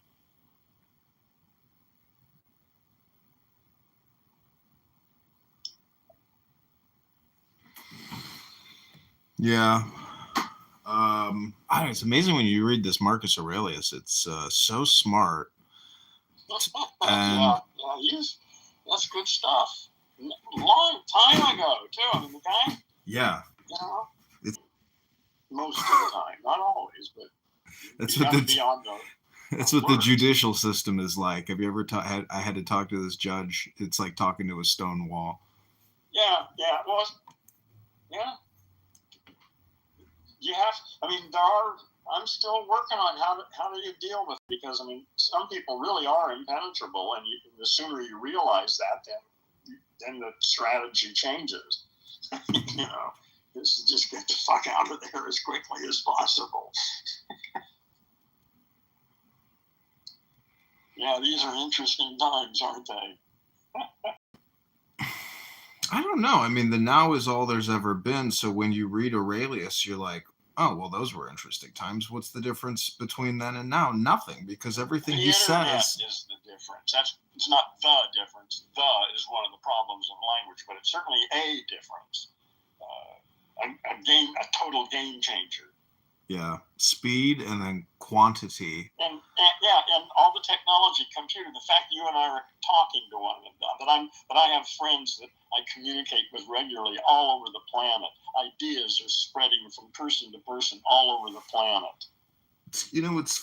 What's ridiculous is that we are rejecting the internet and rejecting cell phones in terms of our education and communication. Teachers should say, okay, everybody, pull out your cell phone. We're going to be creative. Open up your Instagram and we're going to do this. We're going to film obviously. Yeah, again, the education system gave us Trump. So, our education system is complete utter failure and unnecessary, and we don't really need it anymore. What we need are conscious parents who know how to raise a child and how to use the available resources. Mm-hmm. Yeah, the education system is really unnecessary. Well, I'm going to a college tomorrow, and their enrollment is through the roof, the highest they've ever had. 22,000 students. What school is this? Illinois State. Okay, the highest. And what are the students taking? Probably computer stuff, right? They said that their nursing program has grown significantly. Okay, so practical programs. Yeah. I guess. Yeah, those have always done pretty well. But people still think, nursing, everything always going to be really weird to see just how much of an impact AI and robotics has on all the entire workforce, from one end to the other. They say for people to do. They say nurses are responsible for more deaths in human history than any other group of individuals. Just think about how nasty people are in the world here on Clown House. Imagine going in somewhere and you got some nurse who hates her life. Next thing you know, you're her next victim. Well, listen, here we are. 2025. Earth is in the midst of a transformation like it hasn't seen in millions of years. This is a moment in Earth's life. It is crucial. We'll get through this, or we won't. It's really simple. What do you think about the saying that there's nothing new under the sun and everything that has been has already been? So technically, there's nothing new really happening here, other than maybe the cell phone. That's bullshit. If you really are, I'm not going to seriously do it, but if you take the proposition that's made there and start analyzing it, the whole fucking thing falls apart just from a linguistics point of view. It's bullshit. Why do you say that? It's bullshit from the linguistic aspect. Listen, I really don't want to go into it. It's too, there's other work that would be more impactful than taking the time to explain that kind of shit to you, because that isn't going to make one bit of fucking difference in the way you think. And basically I'm here to subvert you. I'm here to recruit you as an Earthling. Since you're involved in this other process with the old system, that could be useful. So I want to recruit you. Yeah, you could be very useful. Especially in the that's what Epstein told his victims. I'm sorry, what? That's what Jeffrey Epstein told all his victims. Told them what? You're going to be very useful in my organization. You're gonna have a very powerful, important position, and I'm going to make you wealthy. I'm going to make all your dreams come true. I don't think that's the standard pitch, isn't it, for almost everything? Well, Alan Watts would tell his audience, "I'm not here to sell you anything, and I'm not here to convert you." Is certainly not Jeffrey Epstein. Well, where do you come up with this shit, man? Well, they had a press conference of all of Epstein's victims at the Capitol steps, and it's very interesting hearing women who have been abused complain about their abusers and say, "He promised me this, he promised, and I didn't get that, and all I got was this." You know. Anyways, my point is, it's people want therapy, but they think that it's something else. People are just a bunch of brain-damaged language monkeys. Get over it. There's nobody home. They're large language models. They're just running their scripts and responding to the prompts they get. That's it. That's what's going on. It's true, isn't it? Seriously. Yeah. Some of us are beginning to become aware of that and wake up to it. But the vast majority of humans are entirely entranced by the voice in their head. You know, there's really, I've worked in digital advertising for a lot of years, and there's only three relative positions. One is the advertiser, two is the publisher, and then three is the consumer. And so if you want to get ahead in life, you have to escape the consumer aspect and become a publisher or an advertiser. The advertiser can't exist without the publisher or the consumer, and the publisher can't exist without the advertiser and the consumer. So the smartest people are the advertisers, because they don't even publish. What they do is arbitrage their ad spend to net a profit. Explain this to me. I just don't give a shit. Fuck that. Well, it deals with the situation globally in terms of communication, and it's the newspaper industry. industry. Is about to collapse. I don't care how it's organized or how people think. There's a new world coming. If you don't get that, then again, well, that's why I'm here arguing. People think this is some abstract bullshit that's going to happen in 100 years. I'm saying everything is going to change in the next 5 years. Well, then people aren't even talking about it. People don't have a clue what the fuck is coming down the road. Well, you know what will remain the same in the new world is a username and a password. That could be very useful. That's probably a good bet. I'll go along with that. Yeah. I'm only saying that because temporarily.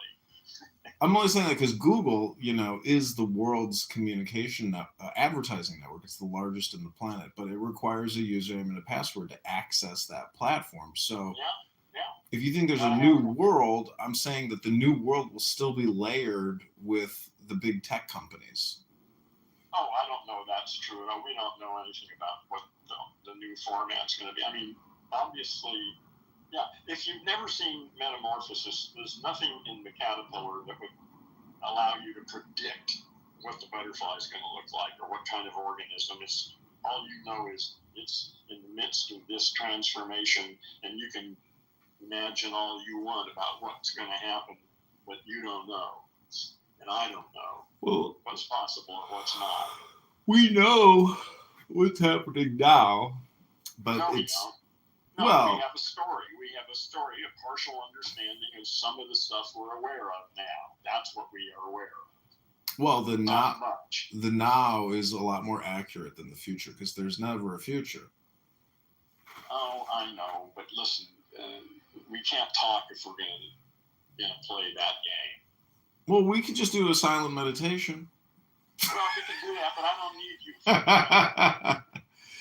you. Well, I'm prompting you, though. So, anyway, it's a joke. But anyways. No, again, the only reason I'm spending any time talking to you now is that I didn't really realize this before, but actually I'm here, I'm announcing that I'm trying to recruit you.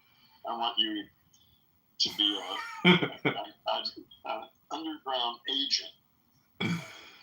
Well, that's like the time I went to the bar and I said, "Hey, will you sign my petition?" And the guy pulls out a petition. He says, "Sure, if you sign my petition." I couldn't stop laughing. I was like, what are you getting signatures for?" He says, "I've been doing this 20 years. I get judges put on the bench." I was like, "So you're responsible for getting lawyers on the bench. You do all the dirty work, all the heavy lifting. They don't do anything and they just pay you, huh?" And he goes, "Yep." I was like, "Wow, these lazy fuckers, who get into power. It's a business."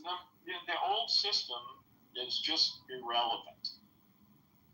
That's not going to work. Again, the way we've been doing things has worked for the last 200,000 years pretty well. It's only started to break down in the last century or so. I mean, science and all that. Anyway, technology basically has put an end to all of that shit.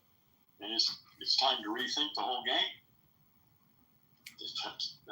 I don't see any way around it, and I don't see anybody talking about it. Everybody thinks this is just politics as usual. No, this is the end of an era of human history and the beginning of a new era of human history. This isn't politics. Well, Marcus Aurelius says, "Be social, be political." That doesn't seem like it's going to go out of style. It seems like that's part of the human condition. What is? Being social and being political. Well, it depends what you mean by social and political. I mean, you got to define your terms. I think in some sense, everything is political. There's no escaping that. Right. Is political. Right. I mean, but words. So at that point, the word political becomes meaningless. Well, then it becomes. Well, that's why it becomes social, meaning that if it's good for the group. Well, whatever. We can make up any stories we want, and some of them are, more useful than others, but they're just language stories that we make up. Well, the thing about the word is, I got kicked out of a room just a second ago because it was about God, and I said that God is the word, not an object. Or you could say everything is God because everything has a word attached to it. So I was kicked immediately for saying that. And rightly so. I mean, but the Bible says in the beginning was the Word, and the Word. Who cares what the fuck the Bible says? Well, words are magic. That's why it's called the gospel. Go spell. Like it's. Okay, all right, yeah. Listen, this is getting really trivial now. Come on. It's legitimate. More interesting than that. I mean, words are programming. What do you think software is? It's all words. Yeah, well, that's exactly what I've been saying. We are large language models. Yeah. Extremely large. In fact, what's the name of this room? Yes, that's the name. That's right. That's the room we're in. That's what we are. That's not what I am. That's what's going on inside my head. The crucial thing is to understand that what's going on in my head, the language machine, isn't me. That's just my language machine, my large language model running its scripts and shit and responding. Well, I'm the one who's observing it and prompting it. That's a big difference. But I didn't know that until recently. Yeah, well, I mean, with that perspective, there's really nothing to worry about in many ways. Well, of course, no, you're right. If Earth is a healthy organism, then there's nothing to worry about. It's going to go through this transition just fine.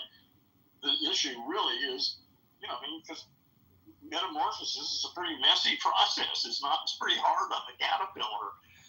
But you can't actually say what that transition is. Well, no, we have no idea, really. I mean, we can all guess. I mean, certainly it has something to do with computers and AI and stuff. It's all just, a story that I'm making up. I don't know what's going to happen. Metamorphosis is the best model I can find, in science, or embryology in general. I mean, humans go through a series of transformations from a single cell into a developed organism, and very much like metamorphosis. So that's a good model, anyway, to apply to the planet, but it's just a metaphor. Well, have you ever seen the opera Metamorphosis? No. it doesn't deal with like a caterpillar to a butterfly. It deals with a man who descends into hell to find his deceased lover. So there's other components. It probably wasn't a comedy, though, I guess. No, it was an opera. It was, Oh, okay, the opera. Okay. Yeah. I'm just saying that, love is outside of, maybe metamorphosis, but it's not. I'm doing kind of a... Well, love is a reification. It's a noise. It's three phonemes, and what people mean by that noise is vastly different from one person to another and from the same person from day to day or moment to moment. Love, there's no such thing. That's just a noise, but it's related to a whole bunch of really subtle emotional kind of things going on in language. So it's important, but see, this is this whole thing about reifications and substantive nouns that English speakers are totally unaware of. We haven't been taught that. It's pathetic. Yeah, a lot of it is cultural, right? Because like in India, they do arranged marriages, so it's not based on love; it's based on familial ties and. Well, yeah, obviously, yeah, it's a social invention for raising children and stuff. But yeah, it's based on a whole different understanding of everything. Yeah, I don't think that. Well, yeah, that's still active in places in India, I'm sure. Mm-hmm. Yeah. Yeah, if you see ads in the newspaper all the time, for Indians looking for other Indians. But it's just dating, basically. Ads in the newspaper. Yeah, the parents. Physical newspaper that they're using newspapers. They are. Yeah, Indians will advertise their children in Indian periodicals to find them a match. Not online. No, online too. Online too. I have seen it in local newspapers actually. Yeah, I just can't imagine why anybody would do that in a newspaper. Who the fuck is going to read that in a newspaper? Shit, that's insane. It's crazy, I know. But, love is crazy. Well, human beings are a bunch of brain damaged language monkeys. We've been in trance for the last 300,000 years, and it worked pretty good. It got us this far. And now it's time for a system upgrade because it ain't going to get us any further. The way we've been thinking is simply toxic and insufficient in the present world.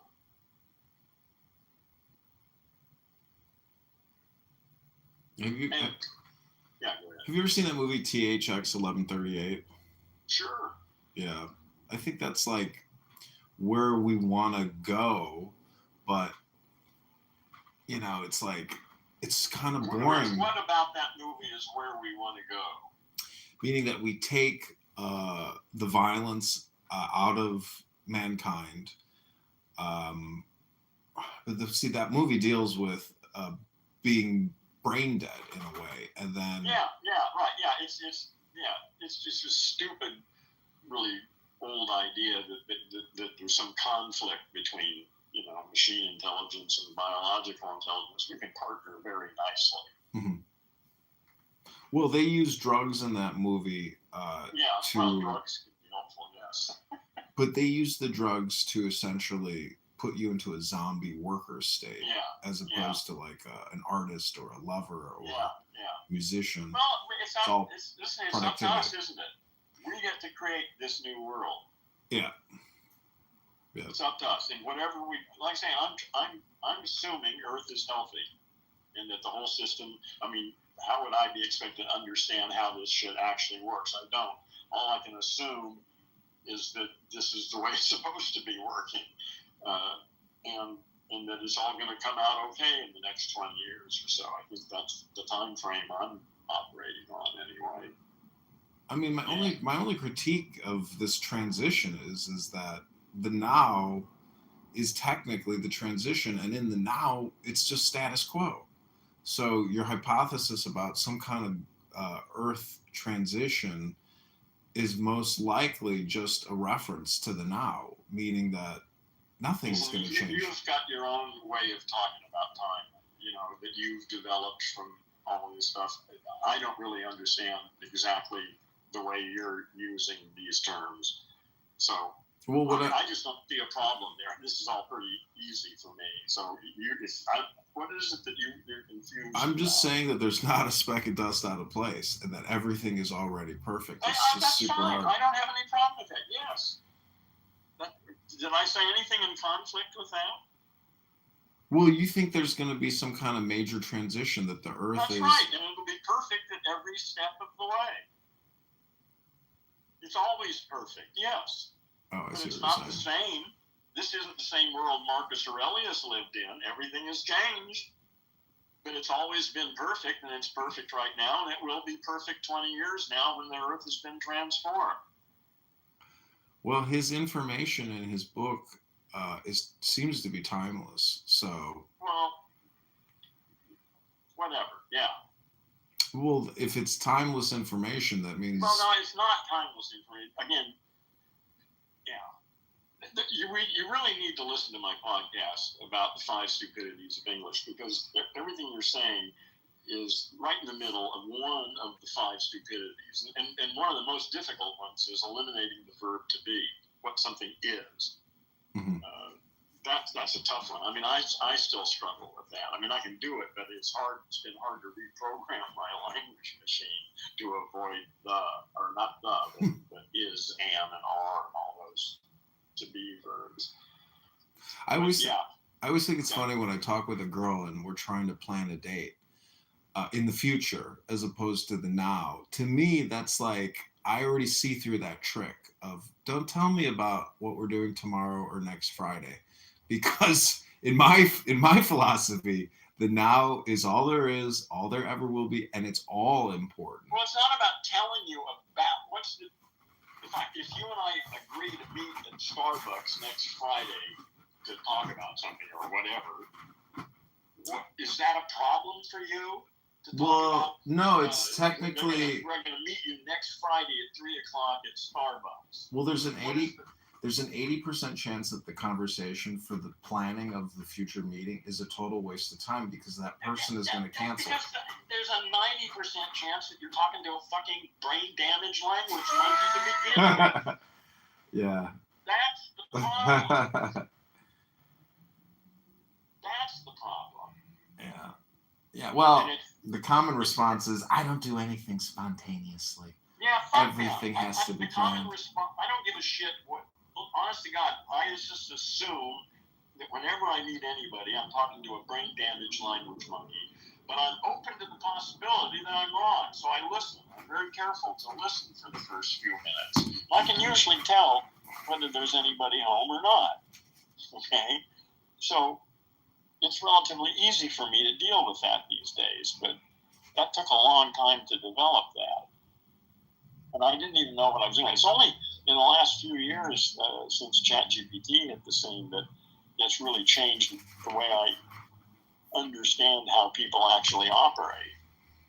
Yeah, Marcus Aurelius, he says, begin the morning by saying this: I will meet with the busybody, the ungrateful, arrogant, deceitful, envious, and unsocial. Brain damaged language monkeys. Yeah. That's right. And once you understand that, it's not that difficult to deal with. You have to swallow it, though, and that can be tough. You know, you're living on the planet of the apes. You know, here we are. He writes, nor can I be angry with my kinsman, nor hate him, for we are made for cooperation, like feet, like hands, like eyelids, like the rows, the upper and lower teeth. So that's the thing, is like, for me, a lot of my life's challenges, or I guess setbacks, has been my own personal anger response to the prompt, as opposed to just realizing that the prompt was an ask for cooperation, and I rejected it out of anger. Yeah, that's a better way to think about it, for sure. Mm-hmm. That's not the ultimate truth, but it's certainly an improvement. Mm-hmm. Yeah. I don't know. Anyways, I'm just saying hello. No, you're doing much more than that. Well, people enjoy these conversations because they're not really about nothing. What people and what conversations are you talking about? The conversations, that we're having. That you and I are having? Mm-hmm. Oh, okay. You think people are enjoying it? I don't see anybody here enjoying it. Well, you can't see my screen. Or you can't. I don't know what you're talking about. Oh, are you on some other media? Yeah. Besides this too. Oh, yeah. Okay. All right. So you've got some people who are there. Oh, good. How many people are there listening? You have people listening to this? Yeah, we have 2 people watching us. Oh, good. Hi. I didn't know anybody else was here. Elena and. In what medium is YouTube? That from? Instagram or YouTube? Or what? YouTube. YouTube. Oh, YouTube. Okay. Yeah. Cool. Yeah, I have people that float back and forth. You can do YouTube Live. Yeah, yeah. Is that audio only, or can you do it video too, or what? Yeah, it's just a video live stream, so audio and video. And you can do audio. I mean, you don't need to use the video, obviously. Okay. No, you can't. Can you do that for free, or do you have to have a paid account to do that? No, it's free. You just have to have 50 subscribers. Oh, okay. And how do you get subscribers if you don't have content? Yeah, you got to have content up. You got to create shorts. You got to upload videos, and then eventually, when your account gets that 50 mark, you can apply for the live stream, and then it takes 24 hours to get YouTube live stream. Okay. Anyway, the thing is, it's still up to me to get people to come to listen to it. So I mean, the algorithm will, because people swipe and flick up on the lives, and then they'll randomly come across you. And if you have good content, they'll stick around and subscribe. Okay, all right. Well, maybe we'll talk about this again. I'm probably not going to do anything about it tonight, but I'm going to remember that you said this, and I might be interested in getting onto YouTube. Yeah, YouTube is great, and you have a lot of content. If you could somehow figure out a way to upload all of your stuff into YouTube. Well, I could just. Or the best of your stuff. Well, you and I, we'll talk about that. Your Gendo has a lot of, I think I told you one time, I was like, man, I'm going to read his whole thing into an audiobook for him and send it to him as a surprise. But then I never did it. I was like, why am I doing this for this guy? Like, why don't you just do this for myself and do something, why read the Gendo? Like, he should do it, You should put it on YouTube. Well, no, I'll just get an AI to do it. Oh, yeah, that'd be cool. That'd be great. That's my intention. All my stuff, I'm building. I mean, I'm started building it because it'd be easy to build this 2 years from now, and it'd be difficult right now, and I don't really need it right now. But I'm going to build my own small language model based on my bibliography, all the books I've read, all the stuff I've written, all the podcasts I've done, all my journal notes, all that shit is going to be in my small language model.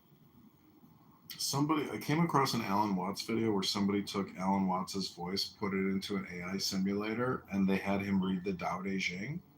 Yeah. It's really pretty amazing. Yeah. Good old Alan. I think they fuck him up so much, though. I'm so fucking sick and tired of hearing music underlying it. God, I hate that shit. Yeah, it can be annoying. His lectures are at least a half hour long, and many of them 45 minutes and longer. And the whole idea of them as entertainment just offends me. Well, he says he's an entertainer. He says he's an entertainer. He says he's shaman. I know he says he's an entertainer. He is an entertainer, but he's also a teacher. Yeah. And a revolutionary. Yeah. A peaceful revolutionary. Yes. That's the ones that I think have the longest impact. I mean, because communication is the program. So he succeeded. Is what we need. The problem is the people. We got a planet full of brain damaged language monkeys. They need to wake the fuck up. Mm-hmm. That's the game that we're faced with. Mm-hmm. because the present population of the planet is inadequate. Yeah, if you watched, I don't know, you probably didn't watch it, but it was the Kennedy hearings with all this Democrat senator screaming at Kennedy, you know, how can you say the vaccine isn't safe and effective? How dare you? And Kennedy gets angry, and they get angry, and so, you know, suppose a bunch of learned people are leaders screaming on national television. Again, it's over. The best you can do is to become a secret agent working for Earth within the system to somehow make this work better for not as tragically as the direction it's headed in. The United States is headed for some really bad shit if we don't start to wake up here. Yeah, I wonder what it's. Well, that's why I go back to say you can say it is not true, but look at the Chinese. You just said that, so therefore that's not true. Yeah, that's a good point. If you can say it is not true. But well, I just wonder what it's like relative in other countries, because you know when you leave this country and you really get out of the bubble, and you feel that you're out of the bubble, and you're like, oh wow, I've been living in a bubble. And everything is contained. All the communication is completely cut off. Like we get no real international media and insight and critical analysis of ourselves from the world because we live in this protective media bubble. Yeah. Well, no, we live it. It's easy to get outside that. All you got to do is look and read. But of course, people don't. They just, you know, take the story they were given as kids and stick with it until they die. That's what they do. That's what the vast majority. But anybody who's curious can wake the fuck up. You just start asking some questions because there's plenty of bullshit that requires some questions. There's lots of places to start to wake up. But you have to have the desire. You have to have the intention to wake the fuck up. And almost nobody is even aware of the possibility. Yeah, Marcus Aurelius is reading today. He says that people that commit wrongs out of desire is worse than people who commit wrongs out of anger. And, you know, I was trying to like wrap my head around that one. I was like, is that true? That makes sense, yeah. Again, he has a unique perspective. None of them are absolute, you know, but they make you think. Right. Oh, that's interesting. Yeah, he's the prompt, and he wrote that book for himself to prompt himself from himself. Well, you know where they came from, so yeah, they were his journals. Yeah, a lot of he thanks his teachers for giving him the discourses by Epictetus. I don't know if you've ever read Epictetus, but it sounds like epic tits. But yeah, the sayings of Epictetus, it's called the Enchiridion or the Golden Sayings, and it's also equally as profound as Marcus Aurelius. It's humbling to realize that 2,000 years ago there were individuals who were pretty much awake. Mm-hmm. Yeah. You know, in a way that similar people are. You know, well, there have been individuals throughout history, back 2,500 years, Buddha, Jesus, you know, Lao Tzu, there have been these individuals back a couple thousand years, but they were very rare. Mm-hmm. And not so rare now. Now there are hundreds of them floating around. Yeah. It's astonishing. Yeah. Yeah, you know, the Catholic Church, I'm sure, like, kept the writings of Epictetus and Marcus Aurelius in their archives, and if you were a learned Catholic priest, you were probably reading that information. It deals so much with psychology. It's unbelievable. And pondering, you know, in the writings, he's just, it's a thorough analysis of self. It's a pretty remarkable document. Yeah, it is. It's been a long time since I've read it. Probably 30 years or longer. Well, this is what's cool about YouTube is, so I live streamed myself on 10 phones reading Marcus, and then every 60 seconds you click a button on YouTube called a clip, and it will create a clip of that 60 seconds, of the last 60 seconds that are live. It'll put that into what they call the short section. So it allows you to essentially clip a long form video. Like I was filming Kennedy today, and I would hit clip every time something interesting was said. And then I have 100 clips of this specific little segment. It's just a quick way to create and those shorts. Clips are how long? 60 seconds. 60. Oh, that's plenty. Yeah. Yeah. Well, you can do it, immediately, too. If something continues to be interesting, you just hit it again. You can only hit it once every 60 seconds.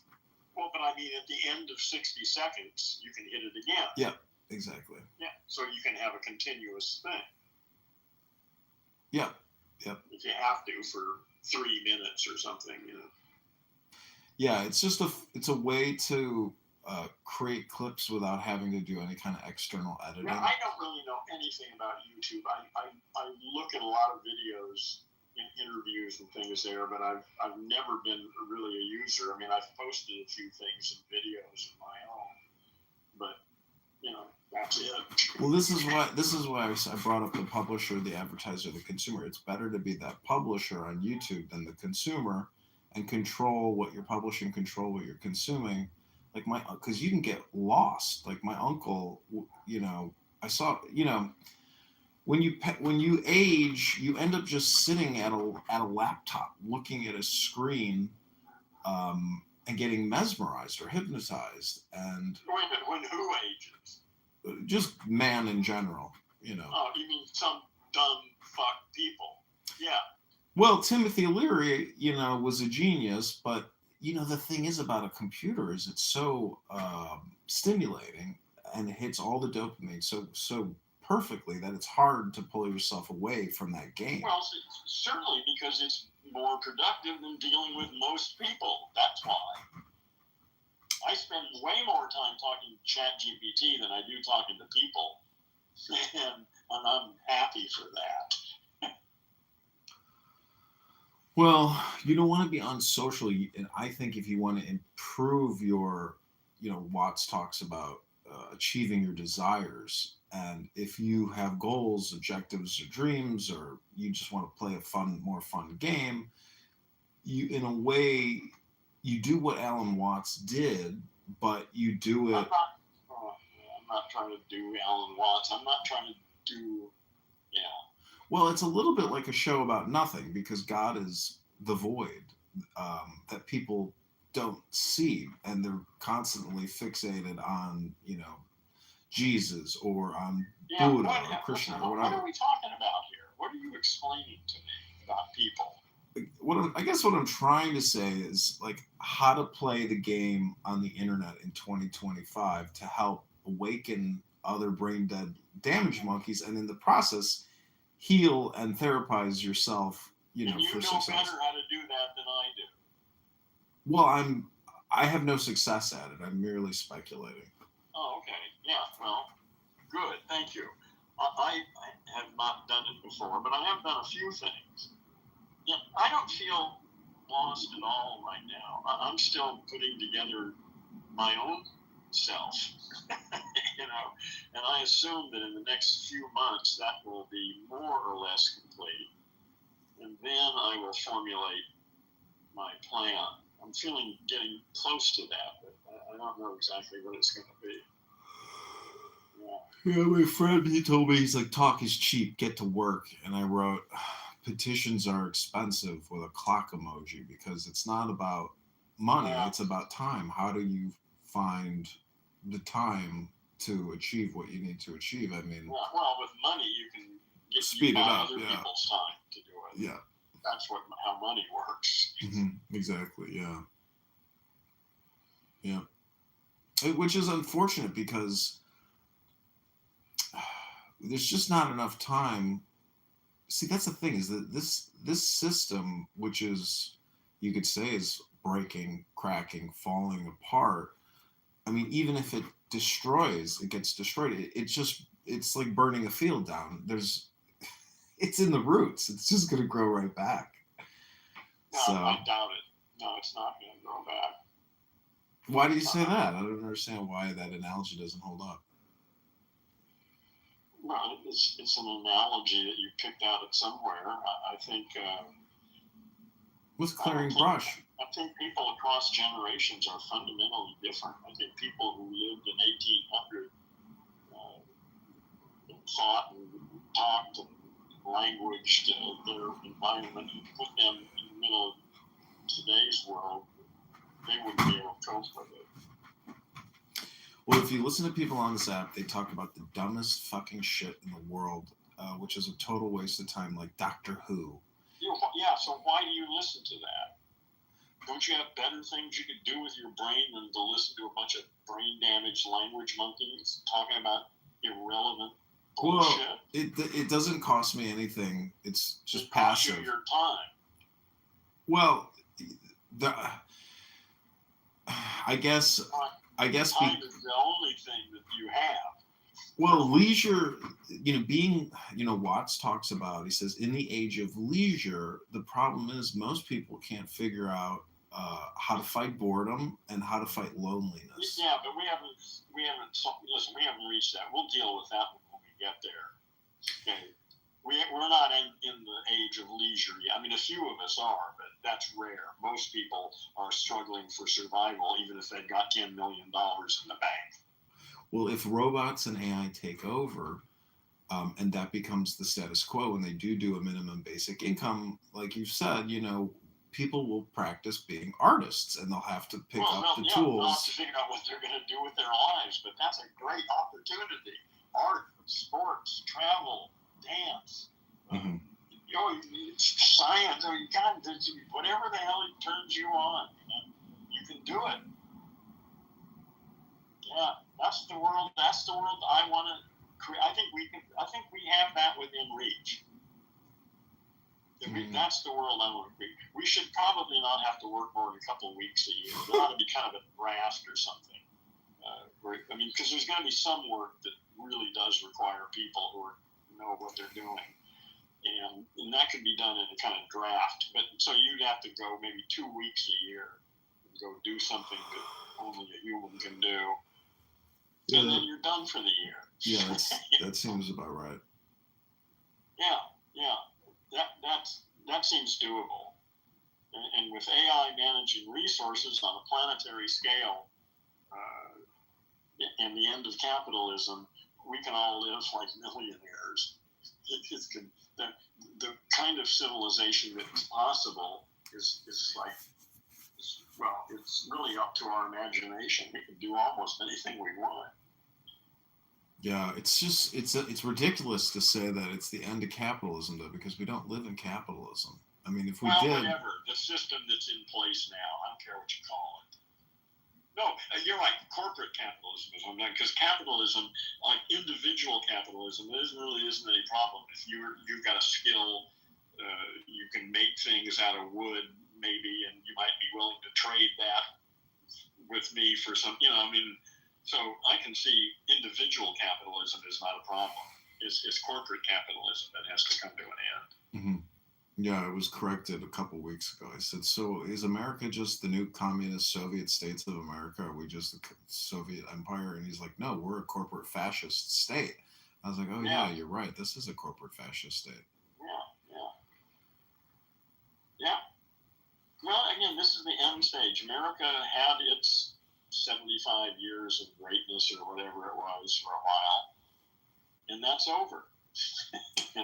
And we better manage it. We better realize it, and instead of having it, out of the blue. Things only worked out, though, because we are protected by all of our perimeter by a massive ocean, and we swept in at the tail end of a multi-year fucking World War I, World War II, and we dominated a weakened Europe, and as a result, we have been able to profit with our dollar in a way that, World War II, destroyed America along with everything else.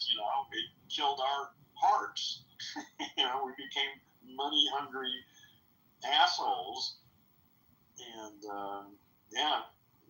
we filled the vacuum. Overwhelmed by our success. we filled a vacuum, and the rest of the world just went with it because there was no other alternative than to succumb to the vacuum. It was the right time. I'm saying that was the time America had its time, and it's over. Well, see, China, is not the. I mean, if you look at India and China together as a block, which is 2.5 billion No, people. that's not a block. They're different. But China is where the future, for the next 10 years anyway. I mean, they got their problems. They're going to collapse too.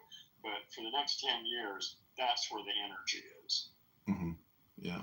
That's what I wanted to do after college, was go to China and integrate into China, because I knew that that's where the real end state and real growth is. Like, America is a decaying radioactive, Yeah, it's over. Yeah, it's over for America.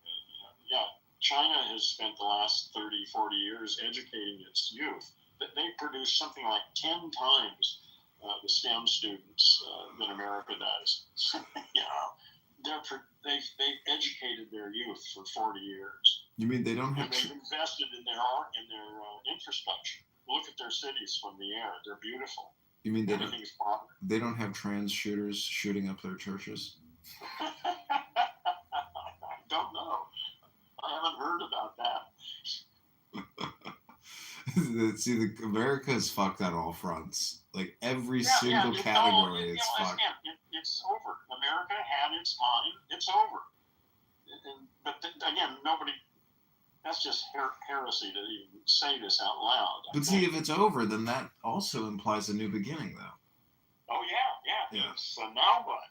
Okay, that's over. Well, the next thing is, we're all Earthlings. We need to manage the planet on a global scale. The resources. I need resources from all over the planet. Everybody does, and they need to be distributed in a way that maximizes our happiness, not to fill the lines, the money pockets of some asshole who's controlling this shit.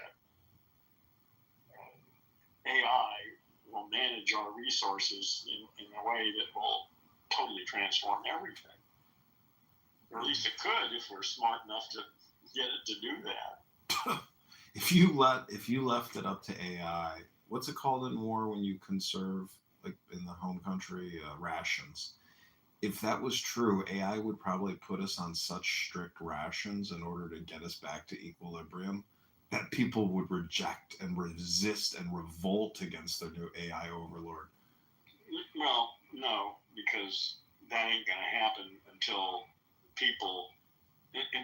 we have to come together with AI. Silicon intelligence and carbon intelligence need to partner. We need to deal with AI because it's, I think, about to wake up.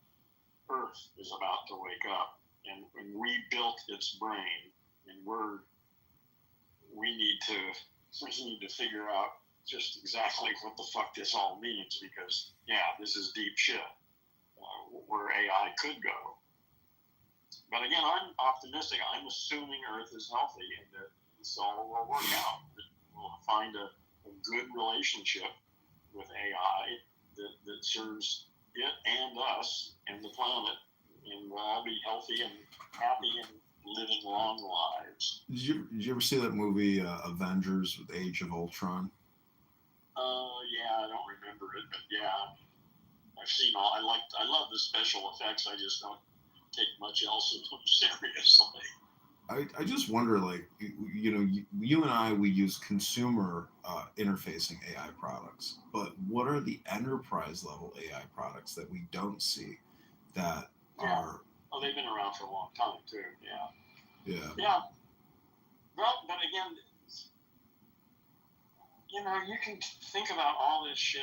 I just am not going to worry about it. Saying I'm assuming Earth is healthy and that this will work out. There's all. The complexity of the shit is just beyond my ability to comprehend. There's no way, that's one of the things about AI is they can find patterns in data that would be impossible for humans to ever approach to deal with the volumes of data that AI. I mean, it's 50 million times faster. It can do in 1 second what it would take a person working 24 hours a day for 1 year and 7 months. Like, right now, a computer can do that much analysis in 1 second. That's fucking astonishing. That's why it's going to make such a difference. Well, it already has in the folding, gene folding stuff. You know, I mean, that was going to take 1,000 years to figure out all that shit. They did it in like 9 months.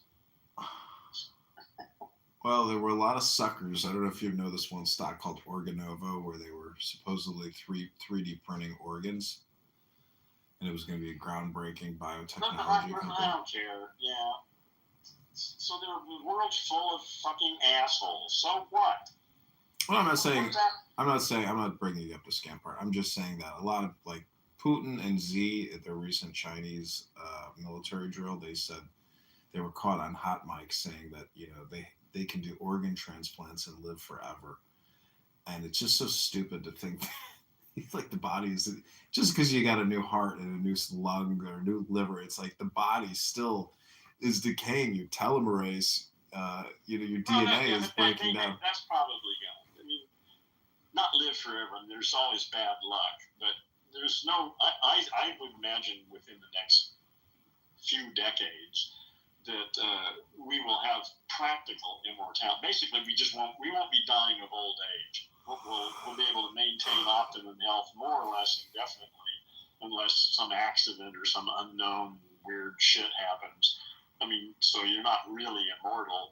It's just about luck, but you won't age. I think that's within reach. People will maintain optimum health indefinitely, and then it's just luck after that. Well, what's the point of even having a body if we're just pure consciousness? Well, that's another issue is with virtual reality. Is who knows? Yeah, who knows? That's a good point. Maybe we won't need biology anymore. Mm-hmm. We can just dump it. It'll be a silicon, hardware, software existence. Like that does seem to me like the more logical step. Could be fascinating. It's possibilities. Yeah. Well, there's a movie called Lawnmower Man. You remember that one? Oh yeah, I remember that too. Yeah. Or Virtuosity is another example of really Age of Ultron is like the good example of AI, sentient AI, new life form type paradigm where, I mean, it would be cool to have an AI robot companion. I think that's what my mother needs. I don't really need the physical thing. ChatGPT, just to be able to communicate with this thing is astonishing. I mean, it would be nice to have a little robot that will make some coffee for me, or something. And that's probably coming, but I don't really need that. I just want a better AI that I can, interact with and exchange ideas and stuff.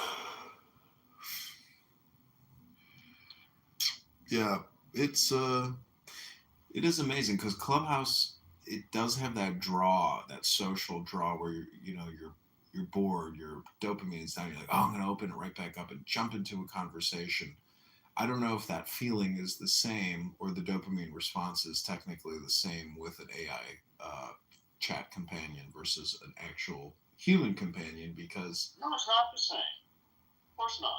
But it's not the same from one person to another. It's always different. Yeah. So what? Well, what I'm saying is the human is so unpredictable that it's in a way more entertaining than an AI companion. But see, I think humans are so fucking predictable. I mean, I don't know the specific topic, but I know exactly where it's being talked about from. They're so fucking predictable. It's just boring as hell to listen to them talk. Predictable, but also multivariable in infinite way. Listen, if you like talking to most humans, you're welcome to it. I find most of humans annoying, boring. The girls are cute. Now you have to make special accommodations for them. But aside from that, Yeah, I find humans to be mostly just sort of obnoxious and boring and not worth talking to. Except the thing is, you can't really tell when you're talking to a human whether they're really just a brain damaged language monkey or whether there's somebody there. So you have to give them a shot. You have to listen to them for a couple of minutes and find out whether there's anybody there or not. But usually there isn't. But sometimes there is. That's really encouraging. Well, from from like, let's say, a filmmaker's perspective, having so many variables amongst people and having such a variety of people is Is useful. I'm not a filmmaker. I use AI as an assistant for my thinking process. I don't give a shit about making movies. Well, I'm just saying that recording the cast of characters is an option, and it's what cast of characters are we talking about? Clubhouse, or just the variety of people on this app. But really, it's just the variety of people in the world. What's nice about Clubhouse is you can have conversations that get extremely heated and are controversial, and you can avoid getting punched in the nose. Yeah. Well, listen, you're sick. You're infected with some bullshit. I'm sorry. I mean, seriously, why you would waste your time in an environment and think that's interesting? Because maybe I'm sick, but what I'm saying is I'm actually doing the opposite of what you're doing, which is you're doing the hermit, and you use this as your outpost for meditation or for controlled communication. Being a hermit means I live alone. It doesn't mean I'm avoiding society. It means I'm choosing my actions carefully. Mm-hmm. Okay. I'm a hermit because I live alone with my dogs. I do go out occasionally to various meetups and things, but that doesn't mean I'm not engaged. I'm fully engaged and ready for action.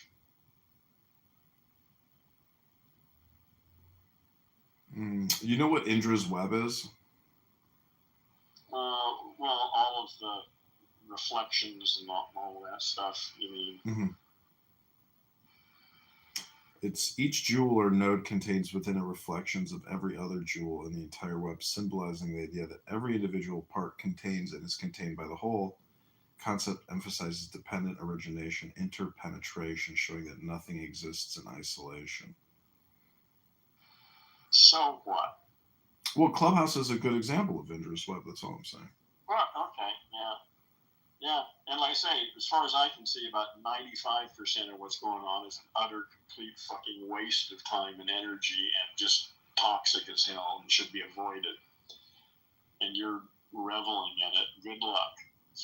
Well, Seinfeld was the #1 show on the planet at one point. Jerry's Where the Belly and Larry's Where the Belly. And the show's about nothing. It's about people running from point A to point B in New York, going back up into their apartment, getting into fights. It's like, how is that show the most popular show of all time? Because A, it deals with comedy. Listen, John, I don't want to hear all this shit. Really, I think we're done for the evening. Okay. I don't need to understand why fucking Seinfeld was I don't give a shit. I think there's a new world coming, and that's what interests me. All the explanations for why the old world is so fucked up or weird, I don't really care. I'm not interested in that. I want to know, how are we going to participate as the old world collapses? How are we going to create some structure that's going to work for the future for Earthlings? That's what I'm interested in. I know, but the problem about thinking about what's coming or what will be new is it's still always created in the now. So if you were really interested in it, your now story, I've heard that story. I know that story. It's the basis of all. You're just using it as a crutch. It's not a crutch. I'm just saying, if you're really concerned about the future, then you should be more concerned about the now. I'm concerned about. Listen, I don't really. I'm really through talking with you for tonight. So, I'm honestly, I can only take so much.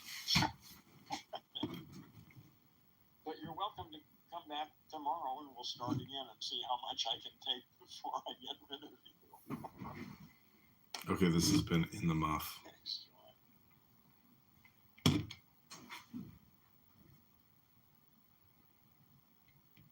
Okay, this is chillism. Was white working the floor, like meaning like the interaction between you and the customer, and then all the people that was like in the back, working the back, coming out, they were all like Hispanic and black. I was like, that's fucking crazy. That's not, you can't make that shit up. But it was horrible. I don't know why people like to do